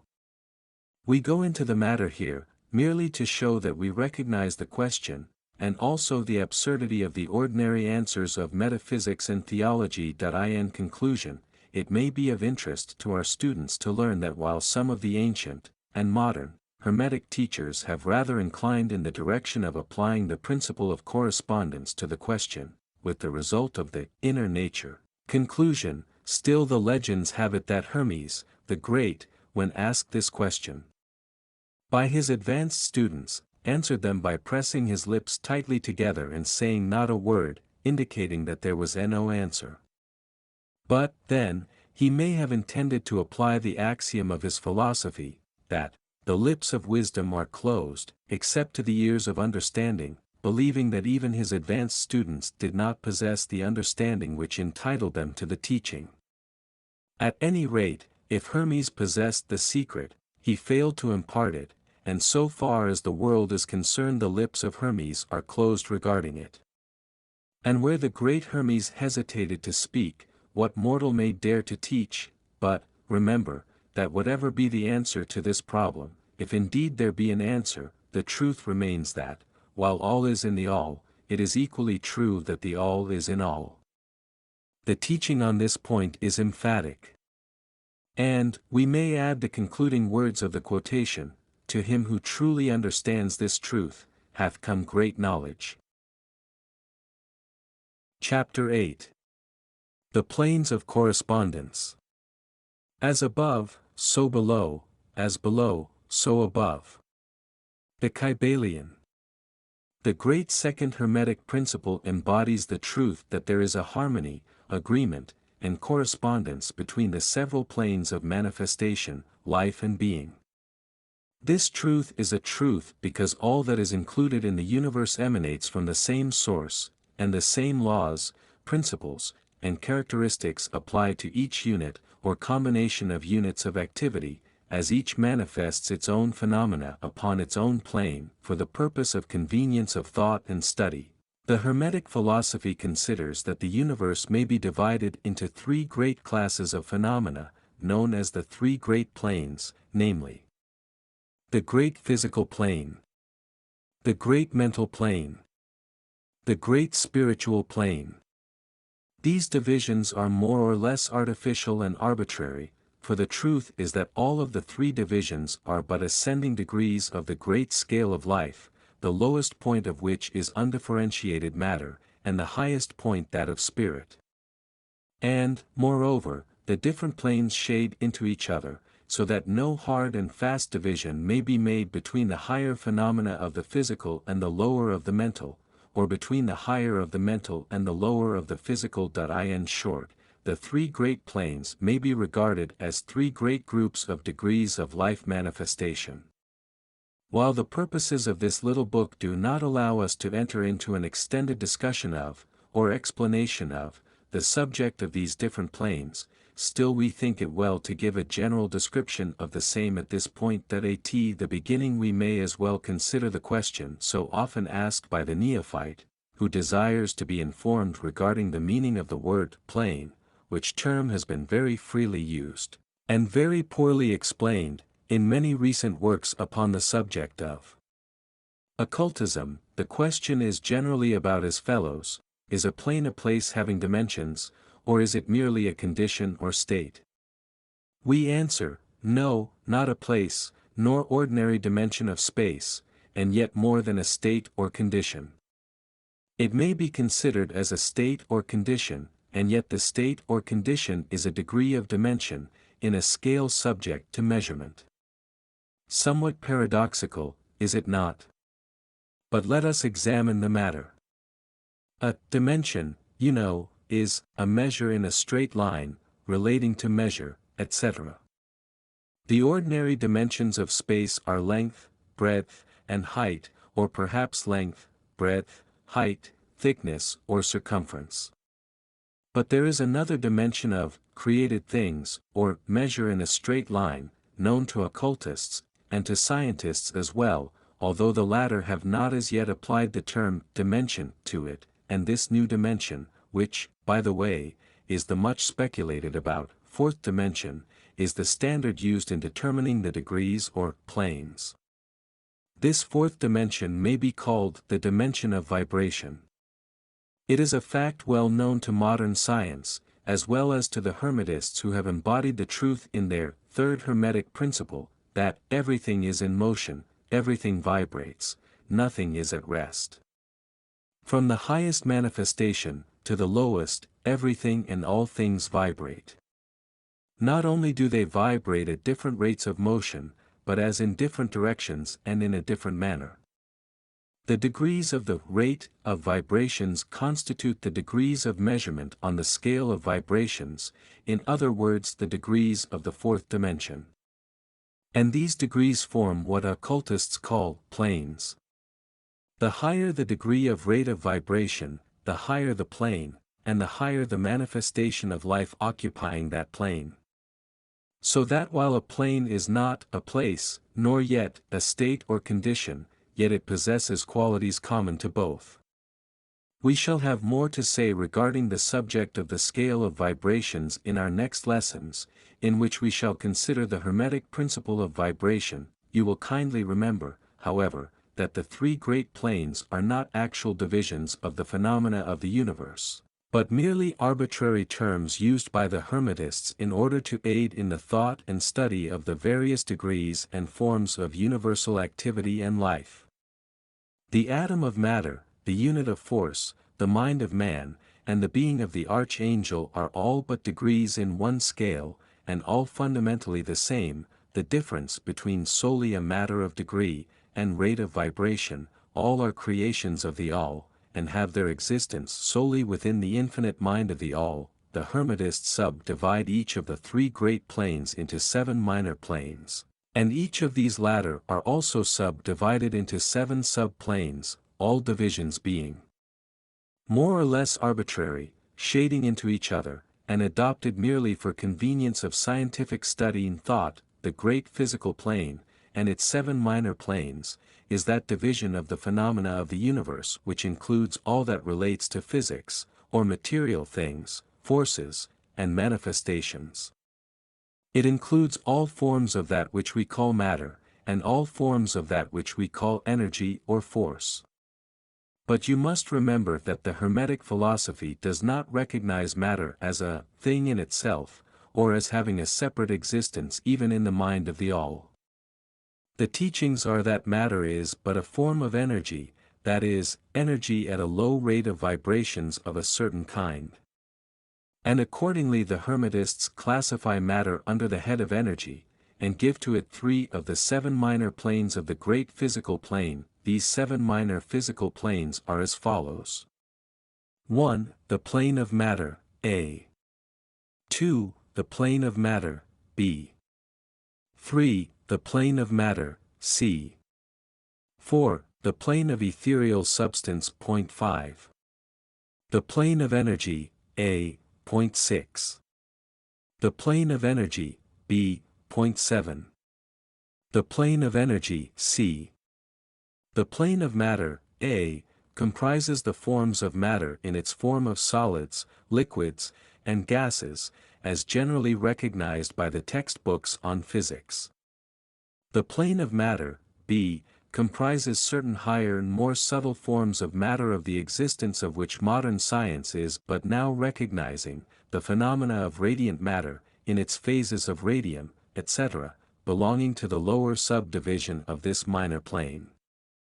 The plane of matter, C, comprises forms of the most subtle and tenuous matter, the existence of which is not suspected by ordinary scientists. The plane of ethereal substance comprises that which science speaks of as the ether, a substance of extreme tenuity and elasticity, pervading all universal space, and acting as a medium for the transmission of waves of energy, such as light, heat, electricity, etc. This ethereal substance forms a connecting link between matter, so-called, and energy, and partakes of the nature of each. The Hermetic teachings, however, instruct that this plane has 7 subdivisions, as have all of the minor planes, and that in fact there are 7 ethers, instead of but one. Next above the plane of ethereal substance comes the plane of energy, A, which comprises the ordinary forms of energy known to science, its 7 sub-planes being, respectively, heat, light, magnetism, electricity, and attraction, including gravitation, cohesion, chemical affinity, etc., and several other forms of energy indicated by scientific. A, comprises the forms of matter in its form of solids, liquids, and experiments but not as yet named or classified. The plane of energy, B, comprises 7 sub-planes of higher forms of energy not as yet discovered by science, but which have been called nature's finer forces, and which are called into operation in manifestations of certain forms of mental phenomena, and by which such phenomena becomes possible. The plane of energy, C, comprises 7 sub-planes of energy so highly organized that it bears many of the characteristics of life, but which is not recognized by the minds of men on the ordinary plane of development, being available for the use on beings of the spiritual plane alone. Such energy is unthinkable to ordinary man, and may be considered almost as the divine power. The beings employing the same are as gods, compared even to the highest human types known to us. The great mental plane comprises those forms of living things known to us in ordinary life, as well as certain other forms not so well known except to the occultist. The classification of the 7 minor mental planes is more or less satisfactory and arbitrary, unless accompanied by elaborate explanations which are foreign to the purpose of this particular work, but we may as well mention them. They are as follows. 1. The plane of mineral mind. 2. The plane of elemental mind, A. 3. The plane of plant mind. 4. The plane of elemental mind, B. 5. The plane of animal mind. 6. The plane of elemental mind, C. Point 7. The plane of human mind. The plane of mineral mind comprises the states or conditions of the units or entities, or groups and combinations of the same, which animate the forms known to us as minerals, chemicals, etc. These entities must not be confounded with the molecules, atoms and corpuscles themselves, the latter being merely the material bodies or forms of these entities, just as a man's body is but his material form and not himself. These entities may be called souls, in one sense, and are living beings of a low degree of development, life, and mind, just a little more than the units of living energy, which comprise the higher subdivisions of the highest physical plane. The average mind does not generally attribute the possession of mind, soul, or life, to the mineral kingdom, but all occultists recognize the existence of the same, and modern science is rapidly moving forward to the point of view of the Hermetic, in this respect. The molecules, atoms and corpuscles have their loves and hates, likes and dislikes, attractions and repulsions, affinities and non-affinities, etc., and some of the more daring of modern scientific minds have expressed the opinion that the desire and will, emotions and feelings, of the atoms differ only in degree from those of men. We have no time or space to argue this matter here. All occultists know it to be a fact, and others are referred to some of the more recent scientific works for outside corroboration. There are the usual 7 subdivisions to this plane. The plane of elemental mind, A, comprises the state or condition, and degree of mental and vital development of a class of entities unknown to the average man, but recognized to occultists. They are invisible to the ordinary senses of man, but, nevertheless, exist and play their part of the drama of the universe. Their degree of intelligence is between that of the mineral and chemical entities on the one hand, and of the entities of the plant kingdom on the other. There are 7 subdivisions to this plane. Also, the plane of plant mind, in its 7 subdivisions, comprises the states or conditions of the entities comprising the kingdoms of the plant world, the vital and mental phenomena of which is fairly well understood by the average intelligent person. Many new and interesting scientific works regarding mind and life in plants having been published during the last decade. Plants have life, mind and souls, as well as have the animals, man, and Superman. The plane of elemental mind, B, in its 7 subdivisions, comprises the states and conditions of a higher form of elemental, or unseen entities, playing their part in the general work of the universe, the mind and life of which form a part of the scale between the plane of plant mind and the plane of animal mind. The entities partaking of the nature of both, the plane of animal mind, in its 7 divisions, comprises the states and conditions of the entities, beings, or souls, animating the animal forms of life, familiar to us all.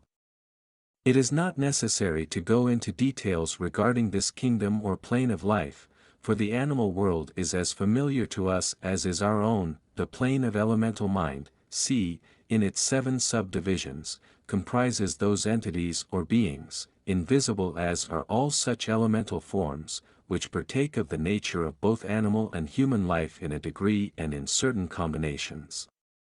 The highest forms are semi-human in intelligence. The plane of human mind, in its 7 subdivisions, comprises those manifestations of life and mentality which are common to man, in his various grades, degrees, and division. In this connection, we wish to point out the fact that the average man of today occupies but the 4th subdivision of the plane of human mind, and only the most intelligent have crossed the borders of the 5th subdivision. It has taken the race millions of years to reach this stage, and it will take many more years for the race to move on to the 6th and 7th subdivisions, and beyond. But, remember, that there have been races before us which have passed through these degrees, and then on to higher planes. Our own race is the 5th, with stragglers from the 4th, which has set foot upon the path. And then there are a few advanced souls of our own race who have outstripped the masses, and who have passed on to the 6th and 7th subdivision, and some few being still further on. The man of the 6th subdivision will be the Superman, he of the 7th will be the Overman. In our consideration of the 7 minor mental planes, we have merely referred to the 3 elementary planes in a general way. We do not wish to go into this subject in detail in this work, for it does not belong to this part of the general philosophy and teachings. But we may say this much, in order to give you a little clearer idea of the relations of these planes to the more familiar ones. The elementary planes bear the same relation to the planes of mineral, plant, animal and human mentality in life, that the black keys on the piano do to the white keys. The white keys are sufficient to produce music, but there are certain scales, melodies, and harmonies, in which the black keys play their part, and in which their presence is necessary. They are also necessary as connecting links of soul condition, entity states, etc., between the several other planes, certain forms of development being attained therein, this last fact giving to the reader who can read between the lines a new light upon the processes of evolution, and a new key to the secret door of the leaps of life, between kingdom and kingdom. The great kingdoms of elementals are fully recognized by all occultists, and the esoteric writings are full of mention of them. The readers of Bulwer's, Zanoni and similar tales will recognize the entities inhabiting these planes of life, passing on from the great mental plane to the great spiritual plane. What shall we say? How can we explain these higher states of being, life and mind, to minds as yet unable to grasp and understand the higher subdivisions of the plane of human mind? The task is impossible. We can speak only in the most general terms. How may light be described to a man born blind, how sugar, to a man who has never tasted anything sweet, how harmony, to one born deaf? All that we can say is that the 7 minor planes of the great spiritual plane, each minor plane having its 7 subdivisions, comprise beings possessing life, mind and form as far above that of man of today as the latter is above the earthworm, mineral or even certain forms of energy or matter. The life of these beings so far transcends ours, that we cannot even think of the details of the same, their minds so far transcend ours, that to them we scarcely seem to think, and our mental processes seem almost akin to material processes. The matter of which their forms are composed is of the highest planes of matter, nay, some are even said to be clothed in pure energy. What may be said of such beings? On the 7 minor planes of the great spiritual plane exist beings of whom we may speak as angels, archangels, demigods. On the lower minor planes dwell those great souls whom we call masters and adepts. Above them come the great hierarchies of the angelic hosts, unthinkable to man, and above those come those who may without irreverence be called the gods, so high in the scale of being are they, their being, intelligence and power being akin to those attributed by the races of men to their conceptions of deity. These beings are beyond even the highest flights of the human imagination, the word divine being the only one applicable to them. Many of these beings, as well as the angelic host, take the greatest interest in the affairs of the universe and play an important part in its affairs. These unseen divinities and angelic helpers extend their influence freely and powerfully, in the process of evolution and cosmic progress.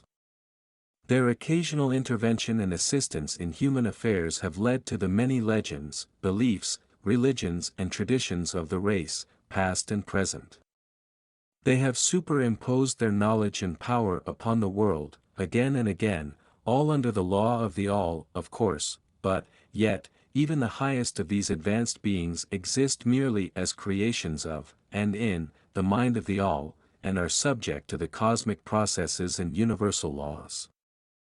They are still mortal. We may call them gods, if we like, but still they are but the elder brethren of the race, the advanced souls who have outstripped their brethren, and who have foregone the ecstasy of absorption by the all, in order to help the race on its upward journey along the path. But they belong to the universe, and are subject to its conditions. They are mortal, and their plane is below that of absolute spirit. Only the most advanced Hermetists are able to grasp the inner teachings regarding the state of existence, and the powers manifested on the spiritual planes. The phenomena is so much higher than that of the mental planes that a confusion of ideas would surely result from an attempt to describe the same. Only those whose minds have been carefully trained along the lines of the Hermetic philosophy for years, yes, those who have brought with them from other incarnations the knowledge acquired previously, can comprehend just what is meant by the teaching regarding these spiritual planes. And much of these inner teachings is held by the Hermetists as being too sacred, important and even dangerous for general public dissemination. The intelligent student may recognize what we mean by this when we state that the meaning of spirit as used by the Hermetists is akin to living power, animated force, inner essence, essence of life, etc., which meaning must not be confounded with that usually and commonly employed in connection with the term, i.e., religious, ecclesiastical, spiritual, ethereal, holy, etc., etc. To occultists the word spirit is used in the sense of the animating principle, carrying with it the idea of power, living energy, mystic force, etc. And occultists know that that which is known to them as spiritual power may be employed for evil as well as good ends, in accordance with the principle of polarity, a fact which has been recognized by the majority of religions in their conceptions of Satan, Beelzebub, the devil, Lucifer, fallen angels, etc. And so the knowledge regarding these planes has been kept in the Holy of Holies in all esoteric fraternities and occult orders, in the secret chamber of the temple.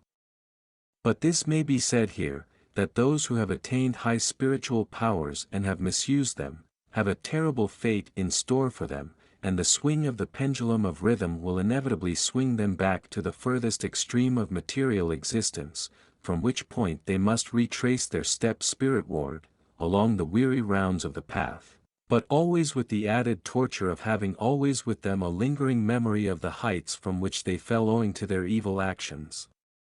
The legends of the fallen angels have a basis in actual facts, as all advanced occultists know. The striving for selfish power on the spiritual planes inevitably results in the selfish soul losing its spiritual balance and falling back as far as it had previously risen. But to even such a soul, the opportunity of a return is given, and such souls make the return journey, paying the terrible penalty according to the invariable law. In conclusion, we would again remind you that according to the principle of correspondence, which embodies the truth, as above so below, as below, so above, all of the 7 Hermetic Principles are in full operation on all of the many planes, physical, mental and spiritual. The principle of mental substance of course applies to all the planes, for all are held in the mind of the all. The principle of correspondence manifests in all, for there is a correspondence, harmony and agreement between the several planes. The principle of vibration manifests on all planes, in fact the very differences that go to make the planes arise from vibration, as we have explained. The principle of polarity manifests on each plane, the extremes of the poles being apparently opposite and contradictory. The principle of rhythm manifests on each plane, the movement of the phenomena having its ebb and flow, rise and flow, incoming and outgoing. The principle of cause and effect manifests on each plane, every effect having its cause and every cause having its effect. The principle of gender manifests on each plane, the creative energy being always manifest, and operating along the lines of its masculine and feminine aspects as above so below, as below, so above. This centuries-old Hermetic axiom embodies one of the great principles of universal phenomena. As we proceed with our consideration of the remaining principles, we will see even more clearly the truth of the universal nature of this great principle of correspondence. Chapter 9. Vibration. Nothing rests, everything moves, everything vibrates. The Kybalion. The great third Hermetic principle, the principle of vibration, embodies the truth that motion is manifest in everything in the universe, that nothing is at rest, that everything moves, vibrates, and circles. This Hermetic principle was recognized by some of the early Greek philosophers who embodied it in their systems. But, then, for centuries it was lost sight of by the thinkers outside of the Hermetic ranks. But in the 19th century physical science rediscovered the truth, and the 20th century scientific discoveries have added additional proof of the correctness and truth of this centuries-old Hermetic doctrine, the Hermetic teachings are that not only is everything in constant movement and vibration, but that the differences between the various manifestations of the universal power are due entirely to the varying rate and mode of vibrations. Not only this, but that even the all, in itself, manifests a constant vibration of such an infinite degree of intensity and rapid motion that it may be practically considered as at rest, the teachers directing the attention of the students to the fact that even on the physical plane a rapidly moving object, such as a revolving wheel, seems to be at rest. The teachings are to the effect that spirit is at one end of the pole of vibration, the other pole being certain extremely gross forms of matter. Between these two poles are millions upon millions of different rates and modes of vibration. Modern science has proven that all that we call matter and energy are but modes of vibratory motion, and some of the more advanced scientists are rapidly moving toward the positions of the occultists who hold that the phenomena of mind are likewise modes of vibration or motion.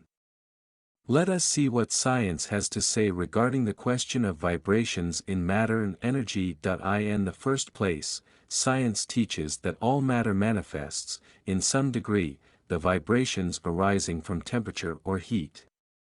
Be an object cold or hot, both being but degrees of the same things, it manifests certain heat vibrations, and in that sense is in motion and vibration. Then all particles of matter are in circular movement, from corpuscle to suns. The planets revolve around suns, and many of them turn on their axes. The suns move around greater central points, and these are believed to move around still greater, and so on, ad infinitum. The molecules of which the particular kinds of matter are composed are in a state of constant vibration and movement around each other and against each other. The molecules are composed of atoms, which, likewise, are in a state of constant movement and vibration. The atoms are composed of corpuscles, sometimes called electrons, ions, etc., which also are in a state of rapid motion, revolving around each other, and which manifest a very rapid state and mode of vibration. And, so we see that all forms of matter manifest vibration, in accordance with the Hermetic principle of vibration, and so it is with the various forms of energy. Science teaches that light, heat, magnetism and electricity are but forms of vibratory motion connected in some way with, and probably emanating from the ether.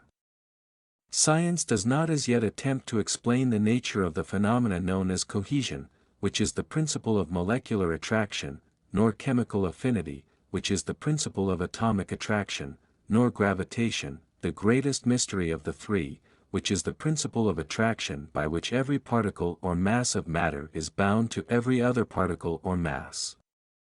These three forms of energy are not as yet understood by science, yet the writers incline to the opinion that these two are manifestations of some form of vibratory energy, a fact which the Hermetists have held and taught for ages past. The universal ether, which is postulated by science without its nature being understood clearly, is held by the Hermetists to be but a higher manifestation of that which is erroneously called matter, that is to say, matter at a higher degree of vibration, and is called by them the ethereal substance. The Hermetists teach that this ethereal substance is of extreme tenuity and elasticity, and pervades universal space, serving as a medium of transmission of waves of vibratory energy, such as heat, light, electricity, magnetism, etc. The teachings are that the ethereal substance is a connecting link between the forms of vibratory energy known as matter, on the one hand, and energy or force, on the other, and also that it manifests a degree of vibration, in rate and mode, entirely its own. Scientists have offered the illustration of a rapidly moving wheel, top, or cylinder, to show the effects of increasing rates of vibration. The illustration supposes a wheel, top, or revolving cylinder, running at a low rate of speed. We will call this revolving thing, the object, in following out the illustration. Let us suppose the object moving slowly. It may be seen readily, but no sound of its movement reaches the ear. The speed is gradually increased. In a few moments its movement becomes so rapid that a deep growl or low note may be heard. Then as the rate is increased the note rises one in the musical scale. Then, the motion being still further increased, the next highest note is distinguished.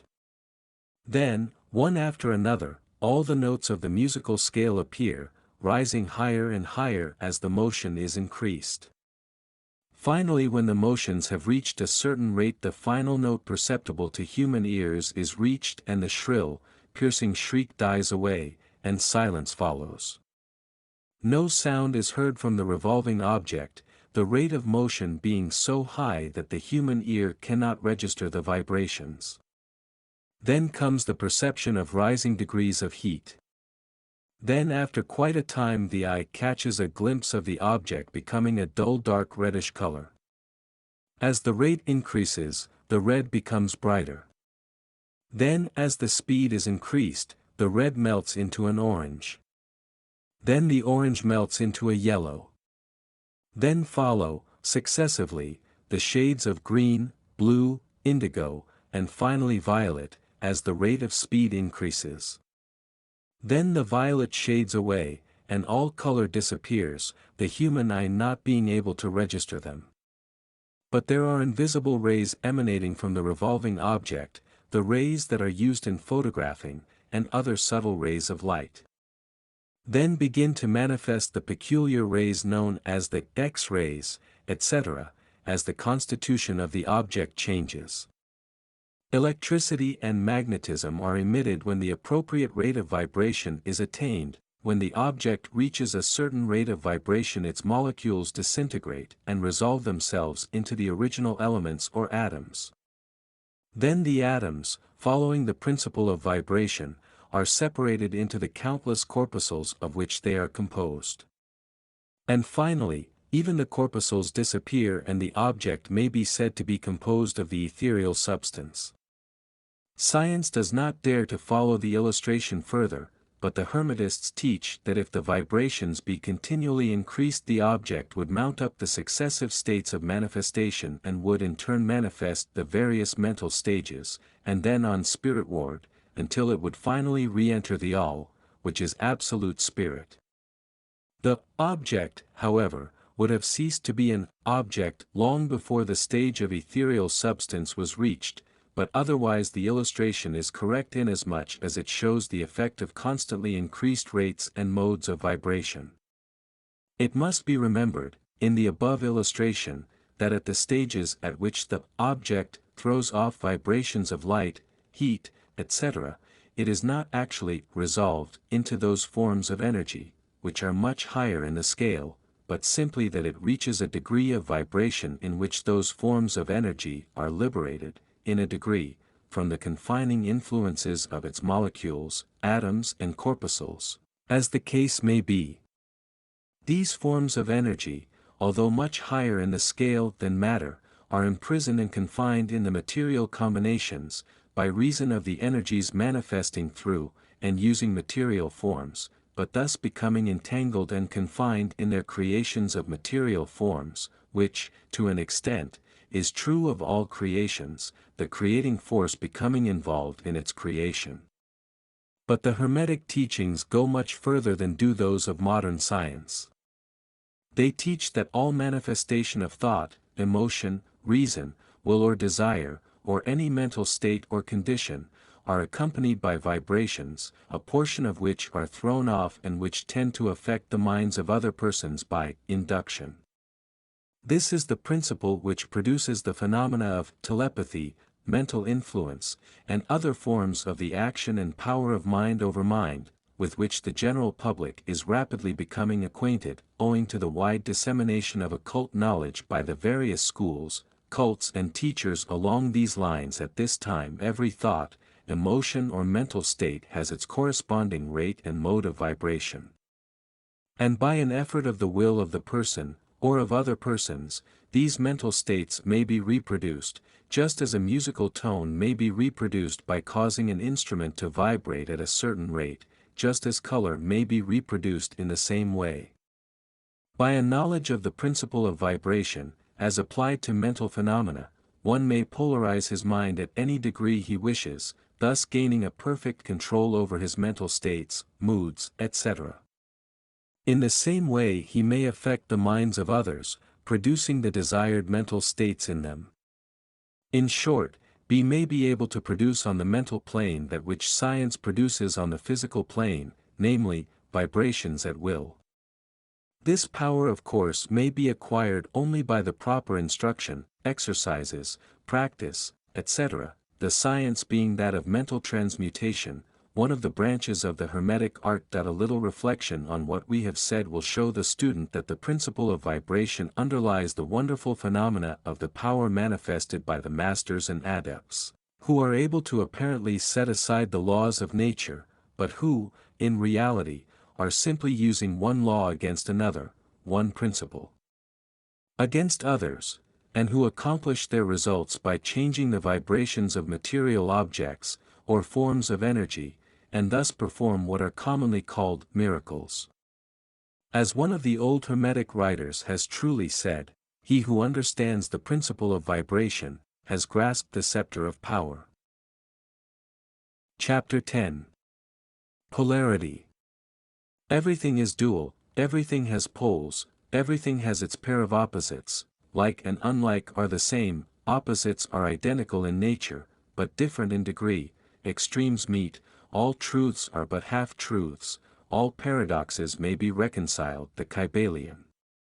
The great fourth Hermetic principle, the principle of polarity, embodies the truth that all manifested things have two sides, two aspects, two poles, a pair of opposites, with manifold degrees between the two extremes. The old paradoxes, which have ever perplexed the mind of men, are explained by an understanding of this principle. Man has always recognized something akin to this principle, and has endeavored to express it by such sayings, maxims and aphorisms as the following: everything is and isn't, at the same time, all truths are but half-truths, every truth is half-false, there are two sides to everything, there is a reverse side to every shield, etc., etc. The Hermetic teachings are to the effect that the difference between things seemingly diametrically opposed to each other is merely a matter of degree. It teaches that the pairs of opposites may be reconciled, and that thesis and antithesis are identical in nature, but different in degree, and that the universal reconciliation of opposites is effected by a recognition of this principle of polarity. The teachers claim that illustrations of this principle may be had on every hand, and from an examination into the real nature of anything. They begin by showing that spirit and matter are but the two poles of the same thing, the intermediate planes being merely degrees of vibration. They show that the all and the many are the same, the difference being merely a matter of degree of mental manifestation. Thus the law and laws are the two opposite poles of one thing. Likewise, principle and principles. Infinite mind and finite minds, then passing on to the physical plane, they illustrate the principle by showing that heat and cold are identical in nature, the differences being merely a matter of degrees. The thermometer shows many degrees of temperature, the lowest pole being called cold, and the highest heat. Between these two poles are many degrees of heat or cold, call them either and you are equally correct. The higher of 2 degrees is always warmer, while the lower is always colder. There is no absolute standard, all is a matter of degree. There is no place on the thermometer where heat ceases and cold begins. It is all a matter of higher or lower vibrations. The very terms, high and low, which we are compelled to use, are but poles of the same thing, the terms are relative. So with east and west, travel around the world in an eastward direction, and you reach a point which is called west at your starting point, and you return from that westward point. Travel far enough north, and you will find yourself traveling south, or vice versa. Light and darkness are poles of the same thing, with many degrees between them. The musical scale is the same, starting with C, you move upward until you reach another C, and so on, the differences between the two ends of the board being the same, with many degrees between the two extremes. The scale of color is the same, higher and lower vibrations being the only difference between high violet and low red. Large and small are relative. So are noise and quiet, hard and soft follow the rule. Likewise sharp and dull. Positive and negative are two poles of the same thing, with countless degrees between them. Good and bad are not absolute, we call one end of the scale good and the other bad, or one end good and the other evil, according to the use of the terms.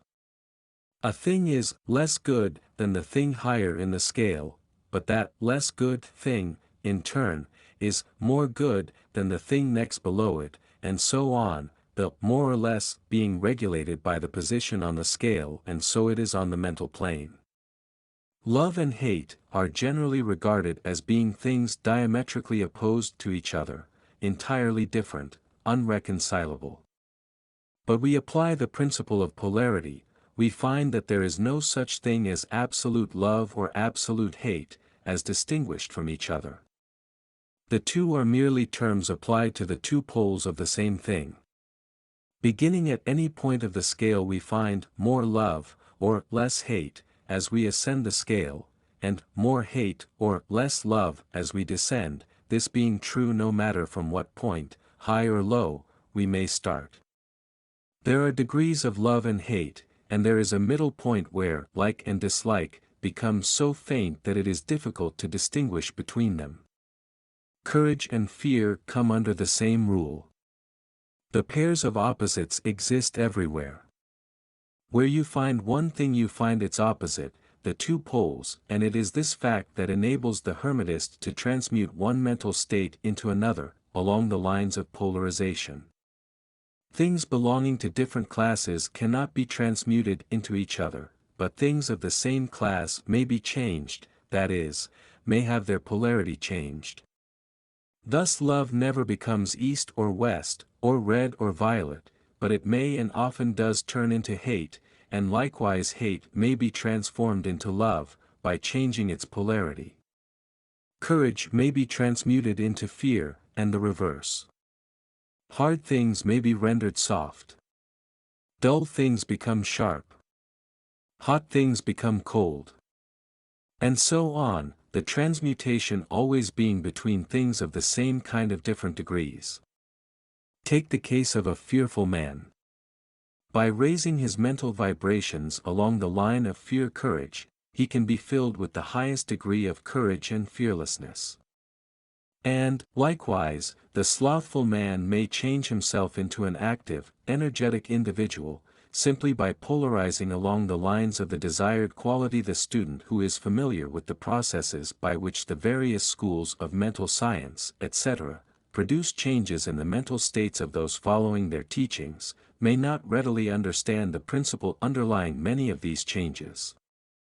When, however, the principle of polarity is once grasped, and it is seen that the mental changes are occasioned by a change of polarity, a sliding along the same scale, the matter is more readily understood. The change is not in the nature of a transmutation of one thing into another thing entirely different, but is merely a change of degree in the same things, a vastly important difference. For instance, borrowing an analogy from the physical plane, it is impossible to change heat into sharpness, loudness, highness, etc., but heat may readily be transmuted into cold, simply by lowering the vibrations. In the same way hate and love are mutually transmutable, so are fear and courage. But fear cannot be transformed into love, nor can courage be transmuted into hate.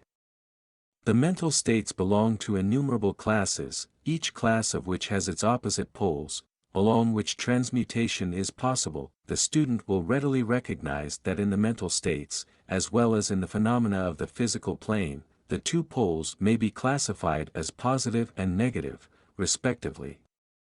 Thus love is positive to hate, courage to fear, activity to non-activity, etc., etc.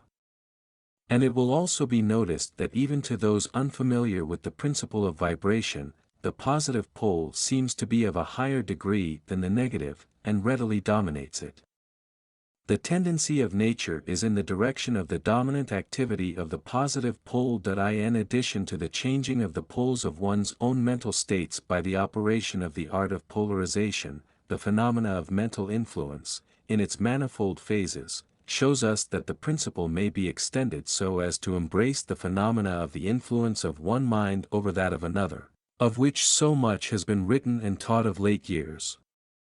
When it is understood that mental induction is possible, that is, that mental states may be produced by induction from others, then we can readily see how a certain rate of vibration, or polarization of a certain mental state, may be communicated to another person, and his polarity in that class of mental states thus changed. It is along this principle that the results of many of the mental treatments are obtained. For instance, a person is blue, melancholy and full of fear. A mental scientist bringing his own mind up to the desired vibration by his trained will, and thus obtaining the desired polarization in his own case, then produces a similar mental state in the other by induction, the result being that the vibrations are raised and the person polarizes toward the positive end of the scale instead toward the negative. And his fear and other negative emotions are transmuted to courage and similar positive mental states. A little study will show you that these mental changes are nearly all along the line of polarization, the change being one of degree rather than of kind. A knowledge of the existence of this great Hermetic principle will enable the student to better understand his own mental states, and those of other people. He will see that these states are all matters of degree, and seeing thus, he will be able to raise or lower the vibration at will, to change his mental poles, and thus be master of his mental states, instead of being their servant and slave. And by his knowledge he will be able to aid his fellows intelligently, and by the appropriate methods change the polarity when the same is desirable. We advise all students to familiarize themselves with this principle of polarity, for a correct understanding of the same will throw light on many difficult subjects. Chapter 11. Rhythm. Everything flows out and in, everything has its tides, all things rise and fall, the pendulum swing manifests in everything, the measure of the swing to the right, is the measure of the swing to the left, rhythm compensates. The Kybalion. The great fifth Hermetic principle, the principle of rhythm, embodies the truth that in everything there is manifested a measured motion, a to and fro movement, a flow and inflow, a swing forward and backward, a pendulum-like movement, a tide-like ebb and flow, a high tide and a low tide, between the two poles manifest on the physical, mental or spiritual planes. The principle of rhythm is closely connected with the principle of polarity described in the preceding chapter. Rhythm manifests between the two poles established by the principle of polarity. This does not mean, however, that the pendulum of rhythm swings to the extreme poles, for this rarely happens. In fact, it is difficult to establish the extreme polar opposites in the majority of cases. But the swing is ever toward first one pole and then the other. There is always an action and reaction, an advance and a retreat, a rising and a sinking, manifested in all of the airs and phenomena of the universe. Suns, worlds, men, animals, plants, minerals, forces, energy, mind and matter, yes, even spirit, manifests this principle. The principle manifests in the creation and destruction of worlds, in the rise and fall of nations, in the life history of all things, and finally in the mental states of man, beginning with the manifestations of spirit, of the all. It will be noticed that there is ever the outpouring and the indrawing, the outbreathing and inbreathing of Brahm, as the Brahmins word it. Universes are created, reach their extreme low point of materiality, and then begin their upward swing. Suns spring into being, and then their height of power being reached, the process of retrogression begins, and after eons they become dead masses of matter, awaiting another impulse which starts again their inner energies into activity, and a new solar life cycle is begun. And thus it is with all the worlds: they are born, grow and die, only to be reborn. And thus it is with all the things of shape and form: they swing from action to reaction, from birth to death, from activity to inactivity, and then back again. Thus it is with all living things: they are born, grow, and die, and then are reborn. So it is with all great movements, philosophies, creeds, fashions, governments, nations, and all else: birth, growth, maturity, decadence, death, and then new birth. The swing of the pendulum is ever in evidence: night follows day, and day night. The pendulum swings from summer to winter, and then back again. The corpuscles, atoms, molecules, and all masses of matter, swing around the circle of their nature. There is no such thing as absolute rest, or cessation from movement, and all movement partakes of rhythm. The principle is of universal application. It may be applied to any question, or phenomena of any of the many planes of life.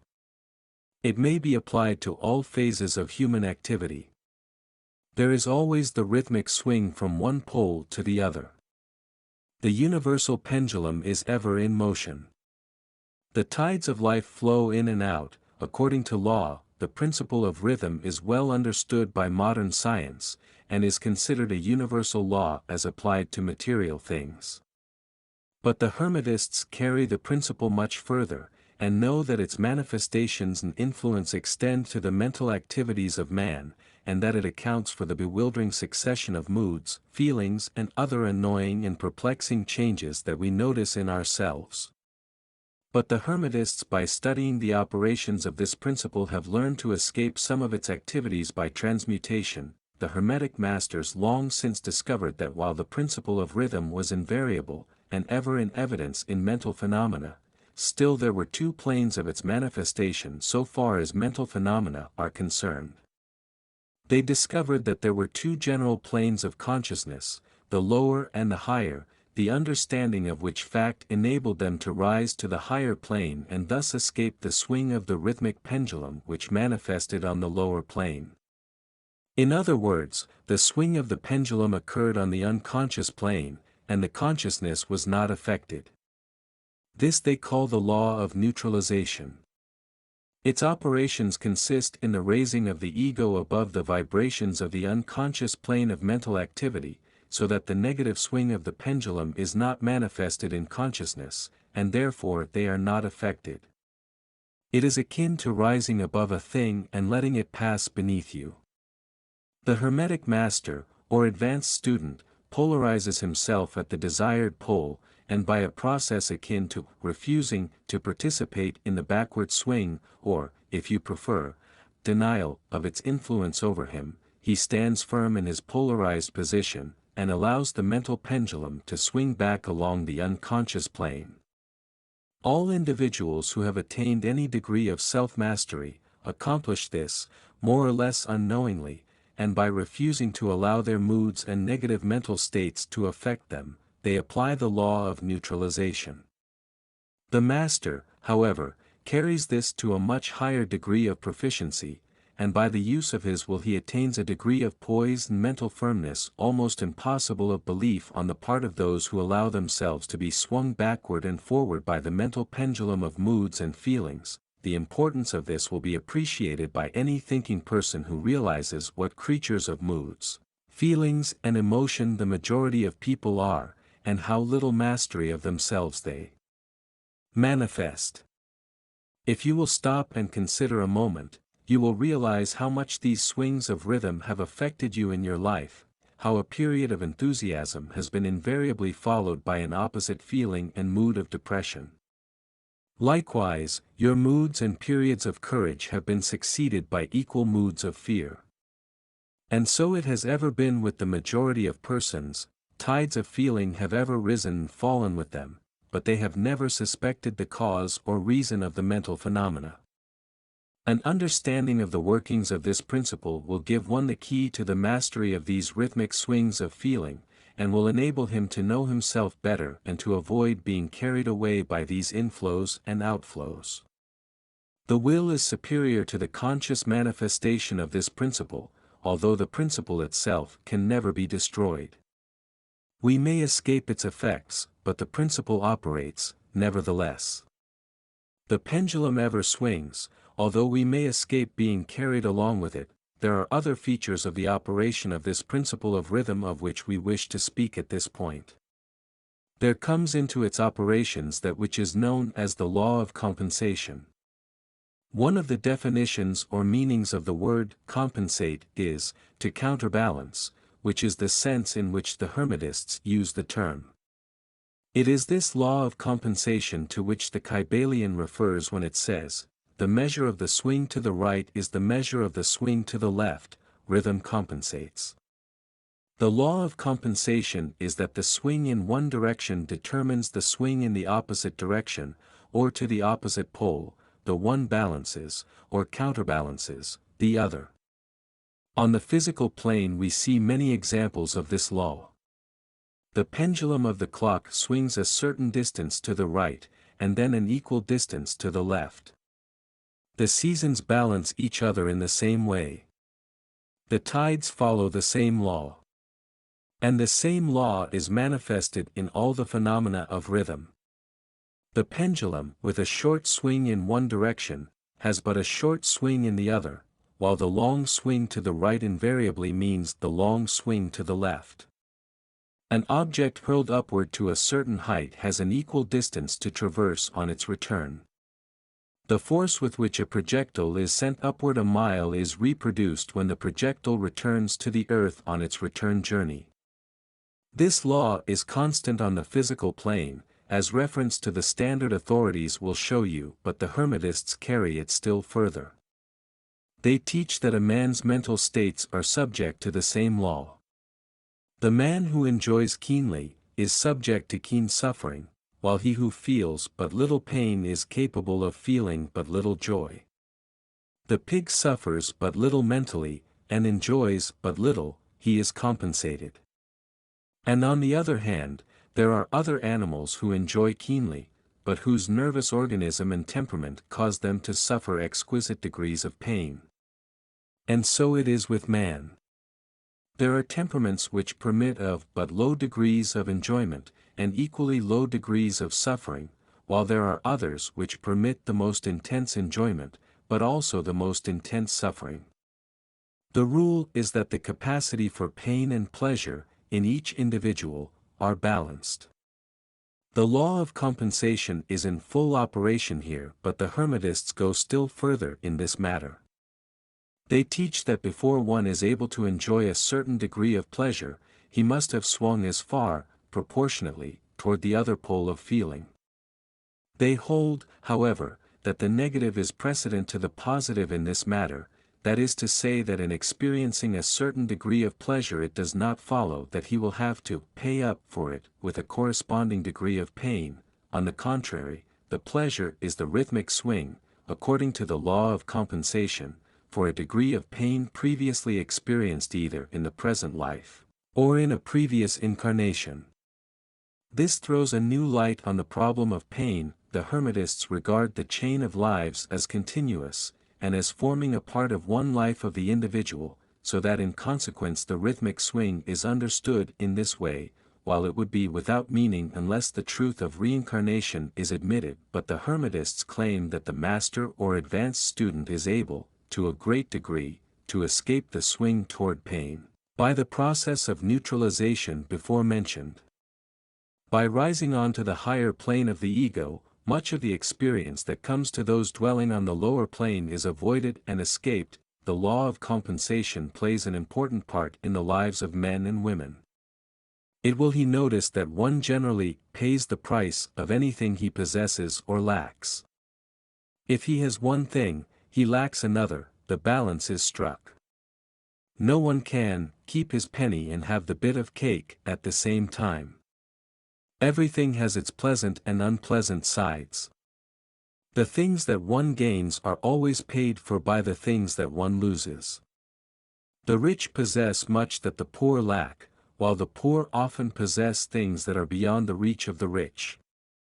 The millionaire may have the inclination toward feasting, and the wealth wherewith to secure all the dainties and luxuries of the table, while he lacks the appetite to enjoy the same.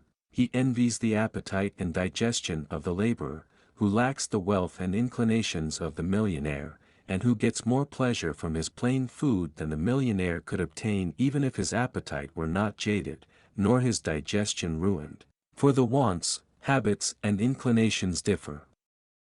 And so it is through life.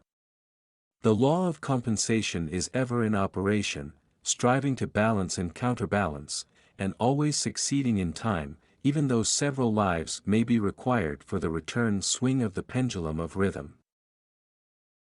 Chapter 12. Causation.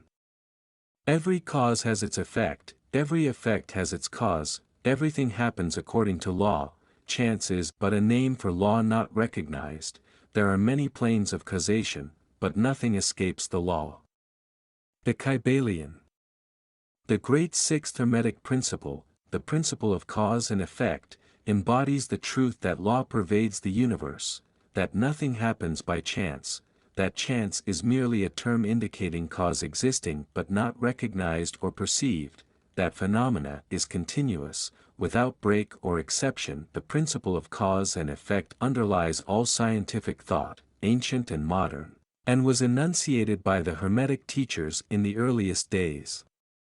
While many and varied disputes between the many schools of thought have since arisen, these disputes have been principally upon the details of the operations of the principle, and still more often upon the meaning of certain words. The underlying principle of cause and effect has been accepted as correct by practically all the thinkers of the world worthy of the name. To think otherwise would be to take the phenomena of the universe from the domain of law and order, and to relegate it to the control of the imaginary something which men have called chance. A little consideration will show anyone that there is in reality no such thing as pure chance. Webster defines the word chance as follows: a supposed agent or mode of activity other than a force, law, or purpose, the operation or activity of such agent, the supposed effect of such an agent, a happening, fortuity, casualty, etc. But a little consideration will show you that there can be no such agent as chance, in the sense of something outside of law, something outside of cause and effect. How could there be a something acting in the phenomenal universe, independent of the laws, order, and continuity of the latter? Such a something would be entirely independent of the orderly trend of the universe, and therefore superior to it. We can imagine nothing outside of the all being outside of the law, and that only because the all is the law in itself. There is no room in the universe for a something outside of and independent of law. The existence of such a something would render all natural laws ineffective, and would plunge the universe into chaotic disorder and lawlessness. A careful examination will show that what we call chance is merely an expression relating to obscure causes, causes that we cannot perceive, causes that we cannot understand. The word chance is derived from a word meaning to fall, as the falling of dice, the idea being that the fall of the dice, and many other happenings, are merely a happening unrelated to any cause. And this is the sense in which the term is generally employed. But when the matter is closely examined, it is seen that there is no chance whatsoever about the fall of the dice. Each time a die falls, and displays a certain number, it obeys a law as infallible as that which governs the revolution of the planets around the sun. Back of the fall of the die are causes, or chains of causes, running back further than the mind can follow. The position of the die in the box, the amount of muscular energy expended in the throw, the condition of the table, etc., etc., all are causes, the effect of which may be seen. But back of these seen causes there are chains of unseen preceding causes, all of which had a bearing upon the number of the die which fell uppermost. If a die be cast a great number of times, it will be found that the numbers shown will be about equal, that is, there will be an equal number of 1 spot, 2 spot, etc., coming uppermost. Toss a penny in the air, and it may come down either heads or tails, but make a sufficient number of tosses, and the heads and tails will about even up. This is the operation of the law of average. But both the average and the single toss come under the law of cause and effect, and if we were able to examine into the preceding causes, it would be clearly seen that it was simply impossible for the die to fall other than it did, under the same circumstances and at the same time. Given the same causes, the same results will follow. There is always a cause and a because to every event. Nothing ever happens without a cause, or rather a chain of causes. Some confusion has arisen in the minds of persons considering this principle, from the fact that they were unable to explain how one thing could cause another thing, that is, be the creator of the second thing. As a matter of fact, no thing ever causes or creates another thing. Cause and effect deals merely with events. An event is that which comes, arrives or happens, as a result or consequent of some preceding event. No event creates another event, but is merely a preceding link in the great orderly chain of events flowing from the creative energy of the All. There is a continuity between all events precedent, consequent and subsequent. There is a relation existing between everything that has gone before, and everything that follows. A stone is dislodged from a mountainside and crashes through a roof of a cottage in the valley below. At first sight we regard this as a chance effect, but when we examine the matter we find a great chain of causes behind it. In the first place there was the rain which softened the earth supporting the stone and which allowed it to fall. Then back of that was the influence of the sun, other rains, etc., which gradually disintegrated the piece of rock from a larger piece. Then there were the causes which led to the formation of the mountain, and its upheaval by convulsions of nature, and so on ad infinitum. Then we might follow up the causes behind the rain, etc. Then we might consider the existence of the roof. In short, we would soon find ourselves involved in a mesh of cause and effect, from which we would soon strive to extricate ourselves, just as a man has 2 parents, and 4 grandparents, and 8 great-grandparents, and 16 great-great-grandparents, and so on until when, say, 40 generations are calculated the numbers of ancestors run into many millions. So it is with the number of causes behind even the most trifling event or phenomena, such as the passage of a tiny speck of soot before your eye.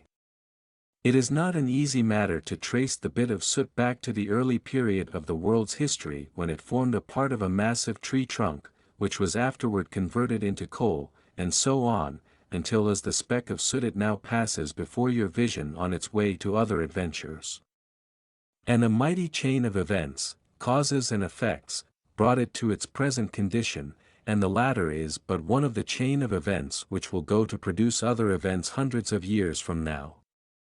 One of the series of events arising from the tiny bit of soot was the writing of these lines, which caused the typesetter to perform certain work, the proofreader to do likewise, and which will arouse certain thoughts in your mind, and that of others, which in turn will affect others, and so on, and on, and on, beyond the ability of man to think further, and all from the passage of a tiny bit of soot, all of which shows the relativity and association of things, and the further fact that there is no great, there is no small, in the mind that causeth all.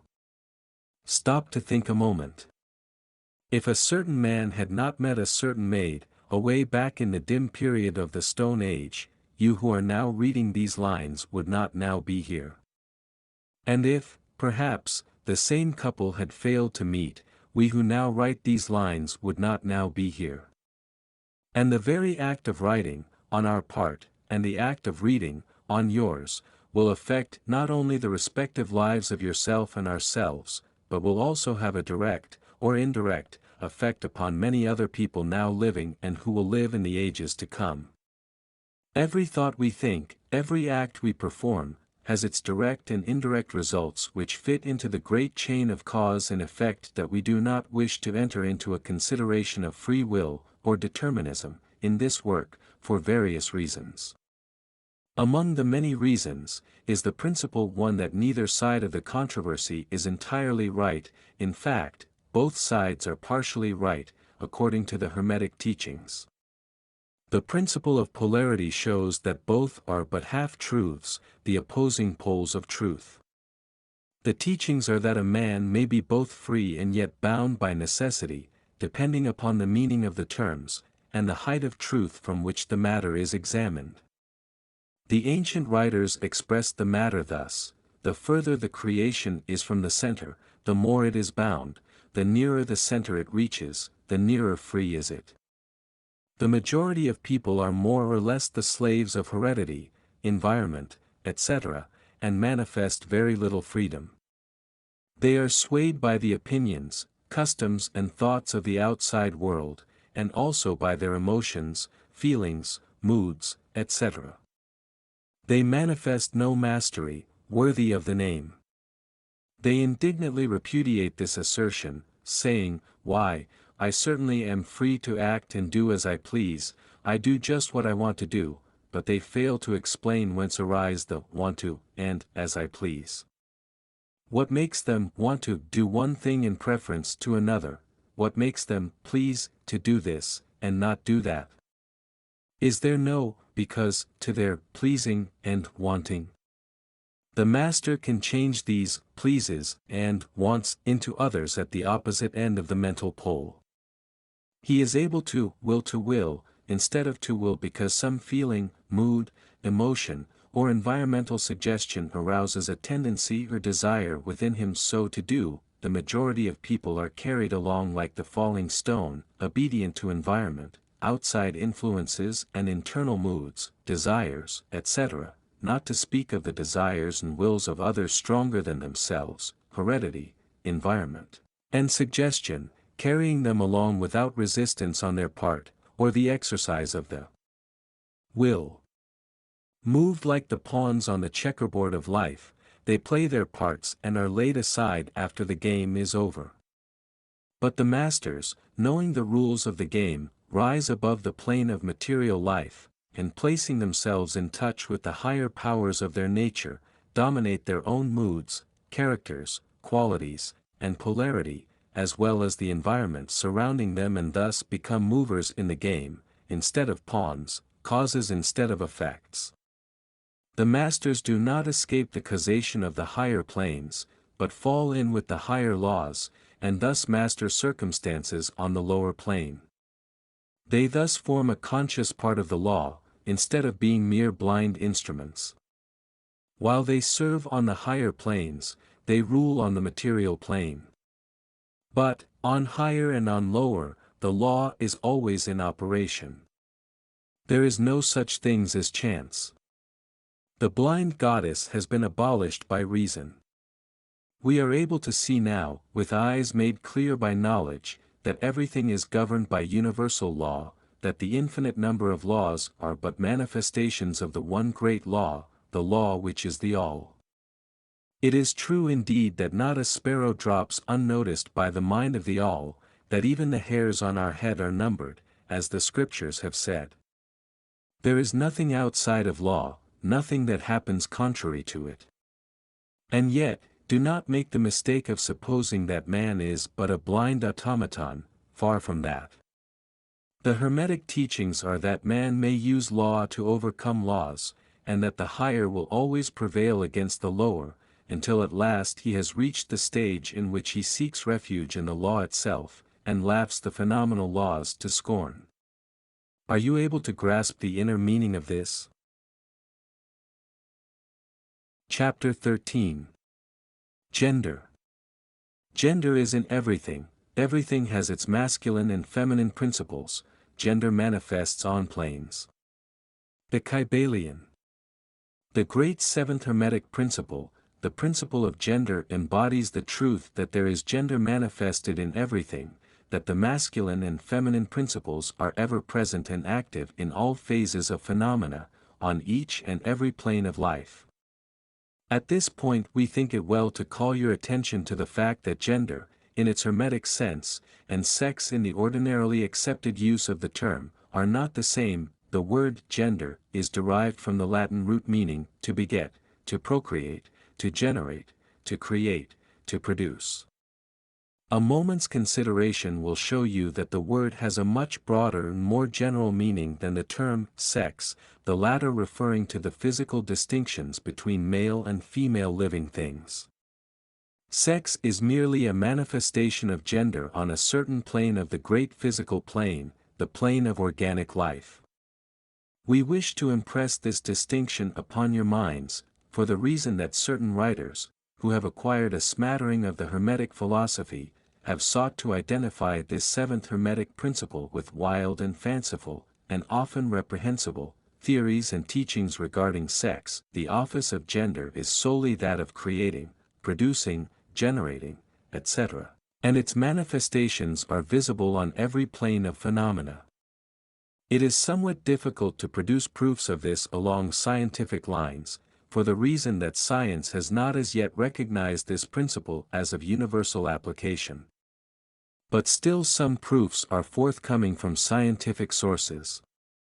In the first place, we find a distinct manifestation of the principle of gender among the corpuscles, ions, or electrons, which constitute the basis of matter as science now knows the latter, and which by forming certain combinations form the atom, which until lately was regarded as final and indivisible. The latest word of science is that the atom is composed of a multitude of corpuscles, electrons, or ions, the various names being applied by different authorities, revolving around each other, and vibrating at a high degree and intensity.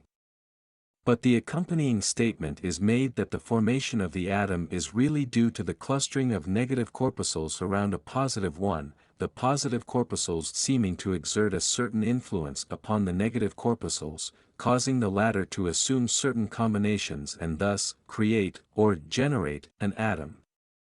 This is in line with the most ancient Hermetic teachings, which have always identified the masculine principle of gender with the positive, and the feminine with the negative poles of electricity, so called.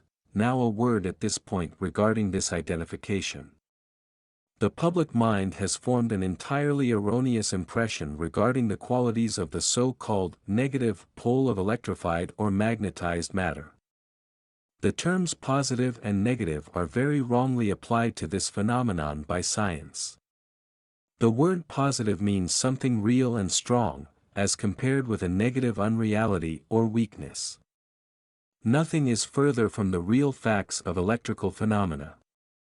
The so-called negative pole of the battery is really the pole in and by which the generation or production of new forms and energies is manifested. There is nothing negative about it.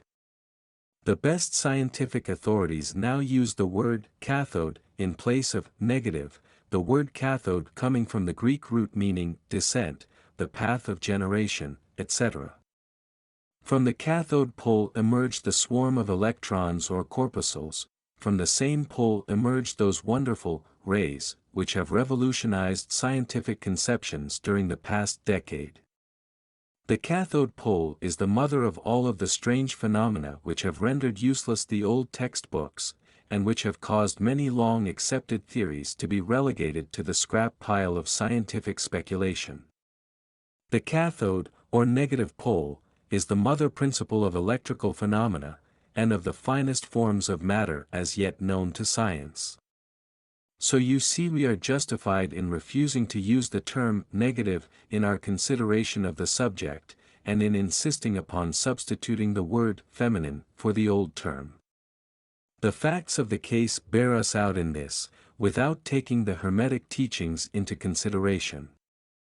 And so we shall use the word feminine in the place of negative in speaking of that pole of activity. The latest scientific teachings are that the creative corpuscles or electrons are feminine. Science says, they are composed of negative electricity, we say they are composed of feminine energy.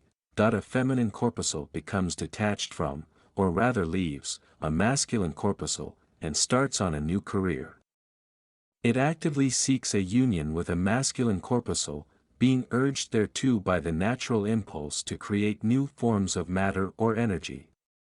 One writer goes so far as to use the term, it at once seeks, of its own volition, a union, etc.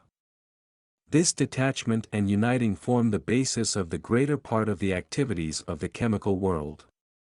When the feminine corpuscle unites with a masculine corpuscle, a certain process is begun. The feminine particles vibrate rapidly under the influence of the masculine energy, and circle rapidly around the latter. The result is the birth of a new atom. This new atom is really composed of a union of the masculine and feminine electrons, or corpuscles, but when the union is formed the atom is a separate thing, having certain properties, but no longer manifesting the property of free electricity. The process of detachment or separation of the feminine electrons is called ionization. These electrons, or corpuscles, are the most active workers in nature's field. Arising from their unions, or combinations, manifest the varied phenomena of light, heat, electricity, magnetism, attraction, repulsion, chemical affinity in the reverse, and similar phenomena. And all this arises from the operation of the principle of gender on the plane of energy. The part of the masculine principle seems to be that of directing a certain inherent energy toward the feminine principle, and thus starting into activity the creative processes. But the feminine principle is the one always doing the active creative work, and this is so on all planes. And yet, each principle is incapable of operative energy without the assistance of the other. In some of the forms of life, the two principles are combined in one organism. For that matter, everything in the organic world manifests both genders. There is always the masculine present in the feminine form, and the feminine form. The Hermetic teachings include much regarding the operation of the two principles of gender in the production and manifestation of various forms of energy, etc., but we do not deem it expedient to go into detail regarding the same at this point, because we are unable to back up the same with scientific proof, for the reason that science has not as yet progressed thus far. But the example we have given you of the phenomena of the electrons or corpuscles will show you that science is on the right path, and will also give you a general idea of the underlying principles. Some leading scientific investigators have announced their belief that in the formation of crystals there was to be found something that corresponded to sex activity, which is another straw showing the direction the scientific winds are blowing. And each year will bring other facts to corroborate the correctness of the Hermetic principle of gender. It will be found that gender is in constant operation and manifestation in the field of inorganic matter, and in the field of energy or force. Electricity is now generally regarded as the something into which all other forms of energy seem to melt or dissolve. The electrical theory of the universe is the latest scientific doctrine, and is growing rapidly in popularity and general acceptance. And it thus follows that if we are able to discover in the phenomena of electricity, even at the very root and source of its manifestations, a clear and unmistakable evidence of the presence of gender and its activities, we are justified in asking you to believe that science at last has offered proofs of the existence in all universal phenomena of that great Hermetic principle. The principle of gender. It is not necessary to take up your time with the well-known phenomena of the attraction and repulsion of the atoms, chemical affinity, the loves and hates of the atomic particles, the attraction or cohesion between the molecules of matter. These facts are too well known to need extended comment from us. But, have you ever considered that all of these things are manifestations of the gender principle? Can you not see that the phenomena is, on all fours, with that of the corpuscles or electrons? And more than this, can you not see the reasonableness of the Hermetic teachings which assert that the very law of gravitation, that strange attraction by reason of which all particles and bodies of matter in the universe tend toward each other, is but another manifestation of the principle of gender, which operates in the direction of attracting the masculine to the feminine energies, and vice versa. We cannot offer you scientific proof of this at this time, but examine the phenomena in the light of the Hermetic teachings on the subject, and see if you have not a better working hypothesis than any offered by physical science. Submit all physical phenomena to the test, and you will discern the principle of gender ever in evidence. Let us now pass on to a consideration of the operation of the principle on the mental plane. Many interesting features are there awaiting examination. Chapter 14. Mental Gender. Students of psychology who have followed the modern trend of thought along the lines of mental phenomena are struck by the persistence of the dual mind idea, which has manifested itself so strongly during the past 10 or 15 years, and which has given rise to a number of plausible theories regarding the nature and constitution of these two minds. The late Thomson J. Hudson attained great popularity in 1893 by advancing his well-known theory of the objective and subjective minds, which he held existed in every individual. Other writers have attracted almost equal attention by the theories regarding the conscious and subconscious minds, the voluntary and involuntary minds, the active and passive minds, etc., etc. The theories of the various writers differ from each other, but there remains the underlying principle of the duality of mind. The student of the Hermetic philosophy is tempted to smile when he reads and hears of these many new theories regarding the duality of mind, each school adhering tenaciously to its own pet theories, and each claiming to have discovered the truth. The student turns back the pages of occult history, and away back in the dim beginnings of occult teachings he finds references to the ancient Hermetic doctrine of the principle of gender on the mental plane, the manifestation of mental gender.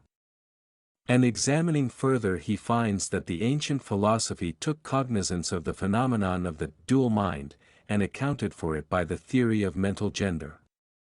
This idea of mental gender may be explained in a few words to students who are familiar with the modern theories just alluded to. The masculine principle of mind corresponds to the so-called objective mind, conscious mind, voluntary mind, active mind, etc. And the feminine principle of mind corresponds to the so-called subjective mind, subconscious mind, involuntary mind, passive mind, etc. Of course, the Hermetic teachings do not agree with the many modern theories regarding the nature of the two phases of mind, nor does it admit many of the facts claimed for the two respective aspects, some of the said theories and claims being very far-fetched and incapable of standing the test of experiment and demonstration. We point to the phases of agreement merely for the purpose of helping the student to assimilate his previously acquired knowledge with the teachings of the Hermetic philosophy. Students of Hudson will notice the statement at the beginning of his second chapter of The Law of Psychic Phenomena, that the mystic jargon of the Hermetic philosophers discloses the same general idea, i.e., the duality of mind. If Dr. Hudson had taken the time and trouble to decipher a little of the mystic jargon of Tile Hermetic philosophy, he might have received much light upon the subject of the dual mind, but then, perhaps, his most interesting work might not have been written. Let us now consider the Hermetic teachings regarding mental gender. The Hermetic teachers impart their instruction regarding this subject by bidding their students examine the report of their consciousness regarding their self. The students are bidden to turn their attention inward upon the self dwelling within each. Each student is led to see that his consciousness gives him first a report of the existence of his self. The report is, I am. This at first seems to be the final words from the consciousness, but a little further examination discloses the fact that this I am may be separated or split into two distinct parts or aspects, which while working in unison and in conjunction, yet, nevertheless, may be separated in consciousness. While at first there seems to be only an I existing, A more careful and closer examination reveals the fact that there exists an I and a me. These mental twins differ in their characteristics and nature, and an examination of their nature and the phenomena arising from the same will throw much light upon many of the problems of mental influence. Let us begin with a consideration of the me, which is usually mistaken for the I by the student, until he presses the inquiry a little further back into the recesses of consciousness. A man thinks of his self, in its aspect of me, as being composed of certain feelings, tastes, likes, dislikes, habits, peculiar ties, characteristics, etc., all of which go to make up his personality, or the self known to himself and others. He knows that these emotions and feelings change, are born and die away, are subject to the principle of rhythm, and the principle of polarity, which take him from one extreme of feeling to another. He also thinks of the me as being certain knowledge gathered together in his mind, and thus forming a part of himself. This is the me of a man, but we have proceeded too hastily. The me of many men may be said to consist largely of their consciousness of the body and their physical appetites, etc.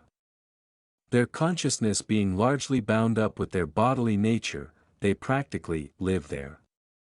Some men even go so far as to regard their personal apparel as a part of their me, and actually seem to consider it a part of themselves. A writer has humorously said that men consist of three parts: soul, body, and clothes. These clothes-conscious people would lose their personality if divested of their clothing by savages upon the occasion of a shipwreck. But even many who are not so closely bound up with the idea of personal raiment stick closely to the consciousness of their bodies being their me. They cannot conceive of a self independent of the body. Their mind seems to them to be practically a something belonging to their body, which in many cases it is indeed, but as man rises in the scale of consciousness he is able to disentangle his me from his idea of body, and is able to think of his body as belonging to the mental part of him. But even then he is very apt to identify the me entirely with the mental states, feelings, etc., which he feels to exist within him. He is very apt to consider these internal states as identical with himself, instead of their being simply things produced by some part of his mentality, and existing within him, of him, and in him, but still not himself. He sees that he may change these internal states of feelings by an effort of will, and that he may produce a feeling or state of an exactly opposite nature, in the same way, and yet the same me exists. And so after a while he is able to set aside these various mental states, emotions, feelings, habits, qualities, characteristics, and other personal mental belongings. He is able to set them aside in the not me collection of curiosities and encumbrances, as well as valuable possessions. This requires much mental concentration and power of mental analysis on the part of the student.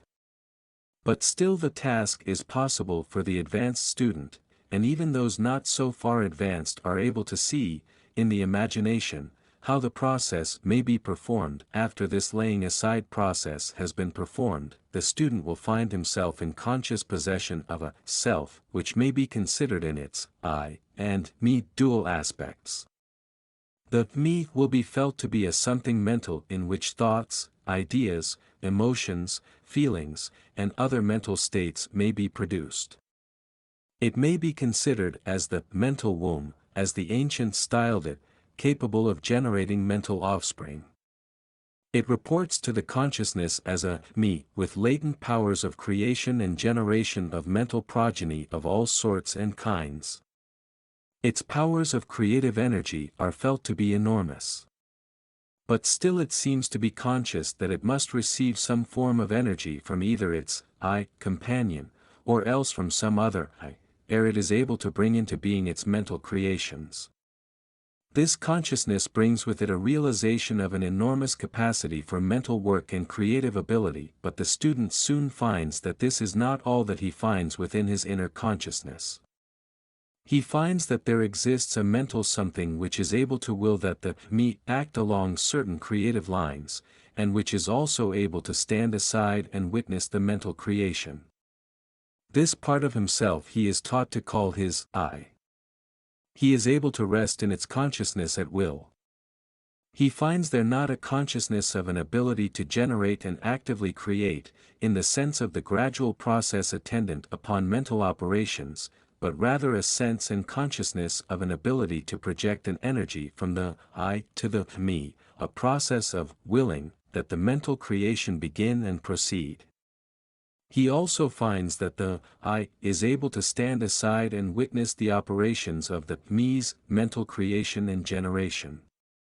There is this dual aspect in the mind of every person.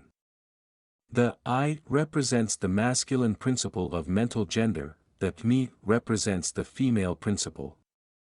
The I represents the aspect of being, the me the aspect of becoming. You will notice that the principle of correspondence operates on this plane just as it does upon the great plane upon which the creation of universes is performed. The two are similar in kind, although vastly different in degree. As above, so below, as below, so above. These aspects of mind, the masculine and feminine principles, the I and the me, considered in connection with the well-known mental and psychic phenomena, give the master key to these dimly known regions of mental operation and manifestation. The principle of mental gender gives the truth underlying the whole field of the phenomena of mental influence, etc.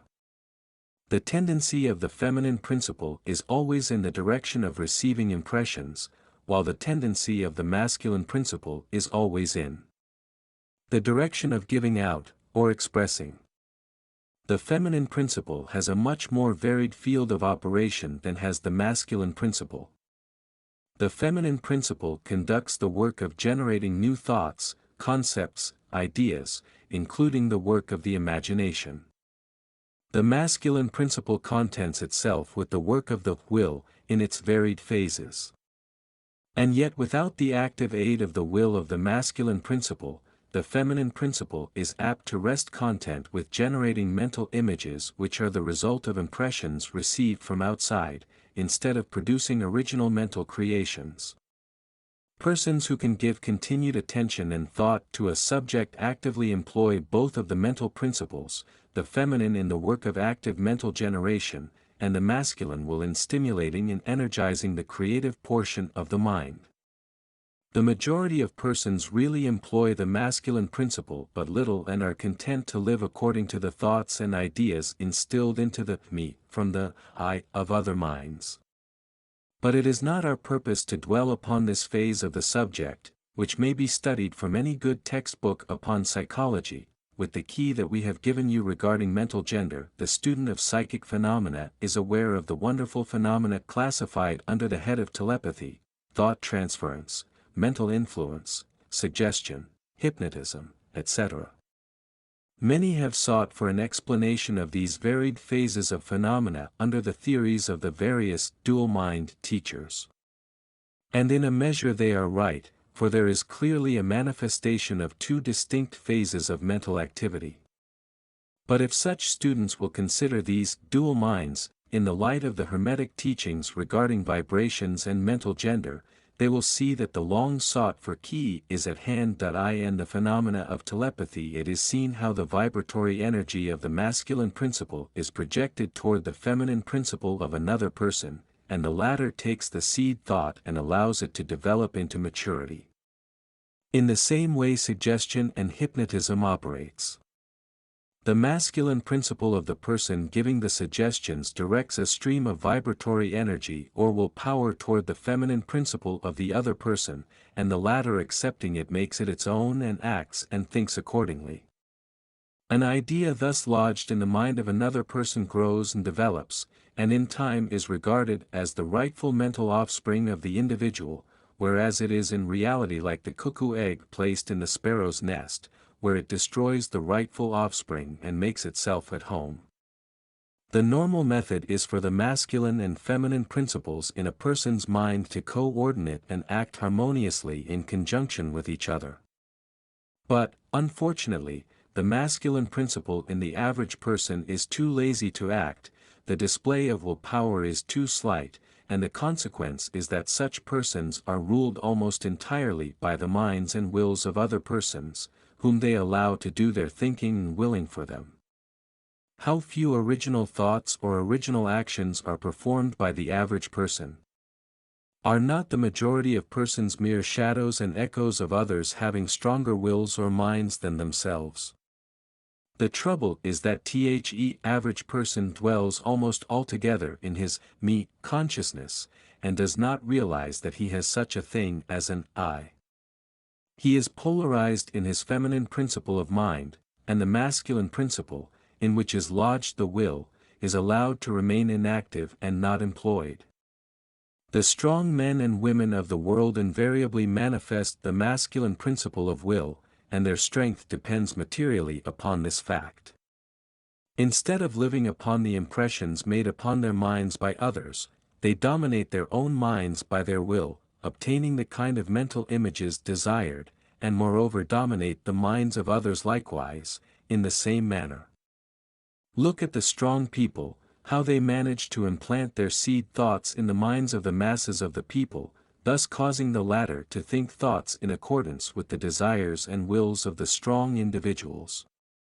This is why the masses of people are such sheep-like creatures, never originating an idea of their own, nor using their own powers of mental activity. The manifestation of mental gender may be noticed all around us in everyday life. The magnetic persons are those who are able to use the masculine principle in the way of impressing their ideas upon others. The actor who makes people weep or cry as he wills, is employing this principle. And so is the successful orator, statesman, preacher, writer or other people who are before the public attention. The peculiar influence exerted by some people over others is due to the manifestation of mental gender along the vibratorial lines above indicated. In this principle lies the secret of personal magnetism, personal influence, fascination, etc., as well as the phenomena generally grouped under the name of hypnotism. The student who has familiarized himself with the phenomena generally spoken of as psychic, will have discovered the important part played in the said phenomena by that force which science has styled suggestion, by which term is meant the process or method whereby an idea is transferred to, or impressed upon, the mind of another, causing the second mind to act in accordance therewith. A correct understanding of suggestion is necessary in order to intelligently comprehend the varied psychical phenomena which suggestion underlies. But, still more is a knowledge of vibration and mental gender necessary for the student of suggestion. For the whole principle of suggestion depends upon the principle of mental gender and vibration. It is customary for the writers and teachers of suggestion to explain that it is the objective or voluntary mind which make the mental impression, or suggestion, upon the subjective or involuntary mind. But they do not describe the process or give us any analogy in nature whereby we may more readily comprehend the idea. But if you will think of the matter in the light of the Hermetic teachings, you will be able to see that the energizing of the feminine principle by the vibratory energy of the masculine principle is in accordance to the universal laws of nature, and that the natural world affords countless analogies whereby the principle may be understood. In fact, the Hermetic teachings show that the very creation of the universe follows the same law, and that in all creative manifestations, upon the planes of the spiritual, the mental, and the physical, there is always in operation this principle of gender, this manifestation of the masculine and the feminine principles. As above, so below, as below, so above. And more than this, when the principle of mental gender is once grasped and understood, the varied phenomena of psychology at once becomes capable of intelligent classification and study, instead of being very much in the dark. The principle works out in practice, because it is based upon the immutable universal laws of life. We shall not enter into an extended discussion of, or description of, the varied phenomena of mental influence or psychic activity. There are many books, many of them quite good, which have been written and published on this subject of late years. The main facts stated in these various books are correct, although the several writers have attempted to explain the phenomena by various pet theories of their own. The student may acquaint himself with these matters, and by using the theory of mental gender he will be able to bring order out of the chaos of conflicting theory and teachings, and may, moreover, readily make himself a master of the subject if he be so inclined. The purpose of this work is not to give an extended account of psychic phenomena, but rather to give to the student a master key whereby he may unlock the many doors leading into the parts of the temple of knowledge which he may wish to explore. We feel that in this consideration of the teachings of the Kybalion, one may find an explanation which will serve to clear away many perplexing difficulties, a key that will unlock many doors. What is the use of going into detail regarding all of the many features of psychic phenomena and mental science, provided we place in the hands of the student the means whereby he may acquaint himself fully regarding any phase of the subject which may interest him? With the aid of the Kybalion one may go through any occult library anew, the old light from Egypt illuminating many dark pages, and obscure subjects. That is the purpose of this book. We do not come expounding a new philosophy, but rather furnishing the outlines of a great world-old teaching which will make clear the teachings of others, which will serve as a great reconciler of differing theories, and opposing doctrines. Chapter 15. Hermetic Axioms. The possession of knowledge, unless accompanied by a manifestation and expression in action, is like the hoarding of precious metals, a vain and foolish thing. Knowledge, like wealth, is intended for use. The law of use is universal, and he who violates it suffers by reason of his conflict with natural forces, the Kybalion. The Hermetic teachings, while always having been kept securely locked up in the minds of the fortunate possessors thereof, for reasons which we have already stated, were never intended to be merely stored away and secreted. The law of use is dwelt upon in the teachings, as you may see by reference to the above quotation from the Kybalion, which states it forcibly. Knowledge without use and expression is a vain thing, bringing no good to its possessor, or to the race. Beware of mental miserliness, and express into action that which you have learned. Study the axioms and aphorisms, but practice them also. We give below some of the more important Hermetic axioms, from the Kybalion, with a few comments added to each. Make these your own, and practice and use them, for they are not really your own until you have used them. To change your mood or mental state, change your vibration. The Kybalion. One may change his mental vibrations by an effort of will, in the direction of deliberately fixing the attention upon a more desirable state. Will directs the attention, and attention changes the vibration. Cultivate the art of attention, by means of the will, and you have solved the secret of the mastery of moods and mental states. To destroy an undesirable rate of mental vibration, put into operation the principle of polarity and concentrate upon tile opposite pole to that which you desire to suppress. Kill out the undesirable by changing its polarity. The Kybalion. This is one of the most important of the Hermetic formulas. It is based upon true scientific principles. We have shown you that a mental state and its opposite were merely the two poles of one thing, and that by mental transmutation the polarity might be reversed. This principle is known to modern psychologists, who apply it to the breaking up of undesirable habits by bidding their students concentrate upon the opposite quality. If you are possessed of fear, do not waste time trying to kill out fear, but instead cultivate the quality of courage, and the fear will disappear. Some writers have expressed this idea most forcibly by using the illustration of the dark room. You do not have to shovel out or sweep out the darkness, but by merely opening the shutters and letting in the light the darkness has disappeared. To kill out a negative quality, concentrate upon the positive pole of that same quality, and the vibrations will gradually change from negative to positive, until finally you will become polarized on the positive pole instead of the negative. The reverse is also true, as many have found out to their sorrow, when they have allowed themselves to vibrate too constantly on the negative pole of things. By changing your polarity you may master your moods, change your mental states, remake your disposition, and build up character. Much of the mental mastery of the advanced Hermetics is due to this application of polarity, which is one of the important aspects of mental transmutation. Remember the Hermetic axiom, quoted previously, which says, "Mind, as well as metals and elements, may be transmuted from state to state, degree to degree, condition to condition, pole to pole, vibration to vibration." The Kybalion. The mastery of polarization is the mastery of the fundamental principles of mental transmutation or mental alchemy, for unless one acquires the art of changing his own polarity, he will be unable to affect his environment.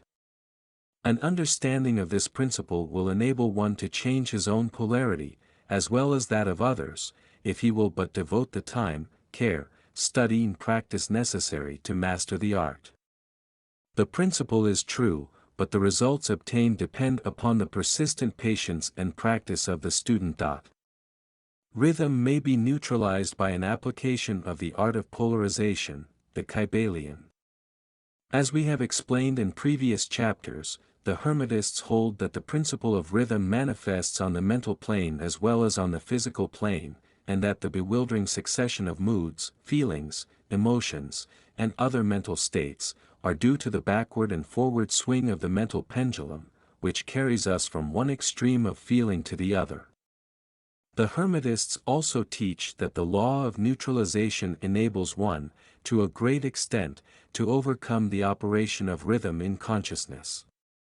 As we have explained, there is a higher plane of consciousness, as well as the ordinary lower plane, and the master by rising mentally to the higher plane causes the swing of the mental pendulum to manifest on the lower plane, and he, dwelling on his higher plane, escapes the consciousness of the swing backward. This is effected by polarizing on the higher self, and thus raising the mental vibrations of the ego above those of the ordinary plane of consciousness. It is akin to rising above a thing, and allowing it to pass beneath you. The advanced Hermetist polarizes himself at the positive pole of his being, the I am pole rather than the pole of personality, and by refusing and denying the operation of rhythm, raises himself above its plane of consciousness, and standing firm in his statement of being he allows the pendulum to swing back on the lower plane without changing his polarity. This is accomplished by all individuals who have attained any degree of self-mastery, whether they understand the law or not. Such persons simply refuse to allow themselves to be swung back by the pendulum of mood and emotion, and by steadfastly affirming the superiority, they remain polarized on the positive pole. The master, of course, attains a far greater degree of proficiency, because he understands the law which he is overcoming by a higher law, and by the use of his will he attains a degree of poise and mental steadfastness almost impossible of belief on the part of those who allow themselves to be swung backward and forward by the mental pendulum of moods and feelings. Remember, always, however, that you do not really destroy the principle of rhythm, for that is indestructible. You simply overcome one law by counterbalancing it with another, and thus maintain an equilibrium. The laws of balance and counterbalance are in operation on the mental as well as on the physical planes, and an understanding of these laws enables one to seem to overthrow laws, whereas he is merely exerting a counterbalance.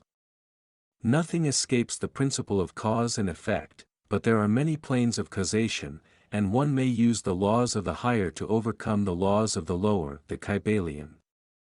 By an understanding of the practice of polarization, the Hermetists rise to a higher plane of causation and thus counterbalance the laws of the lower planes of causation. By rising above the plane of ordinary causes they become themselves, in a degree, causes instead of being merely caused. By being able to master their own moods and feelings, and by being able to neutralize rhythm, as we have already explained, they are able to escape a great part of the operations of cause and effect on the ordinary plane.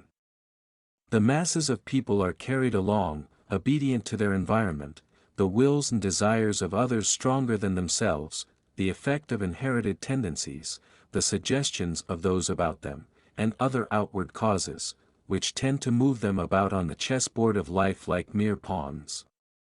By rising above these influencing causes, the advanced Hermetists seek a higher plane of mental action, and by dominating their moods, emotions, impulses and feelings, they create for themselves new characters, qualities and powers, by which they overcome their ordinary environment, and thus become practically players instead of mere pawns.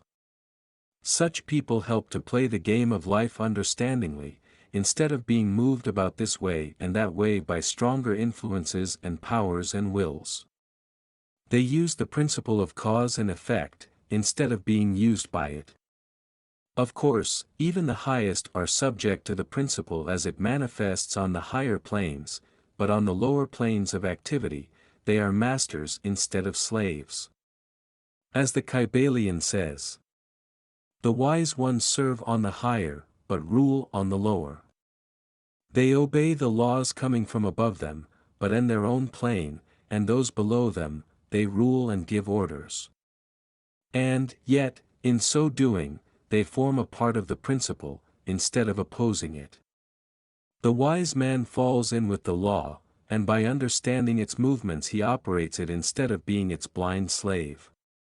Just as does the skilled swimmer turn this way and that way, going and coming as he will, instead of being as the log which is carried here and there, so is the wise man as compared to the ordinary man, and yet both swimmer and log, wise man and fool, are subject to law.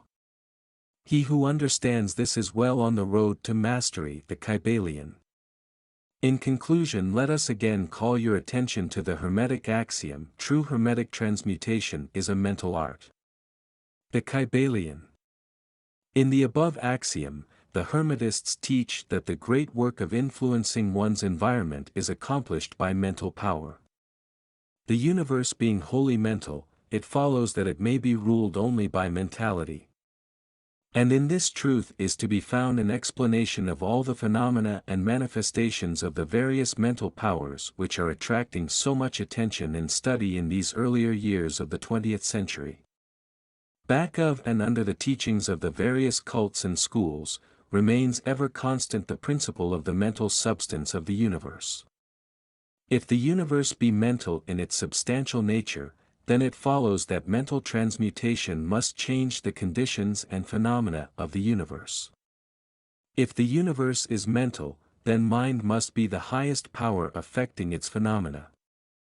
If this be understood, then all the so-called miracles and wonder-workings are seen plainly for what they are. The all is mind, the universe is mental. The Kybalion.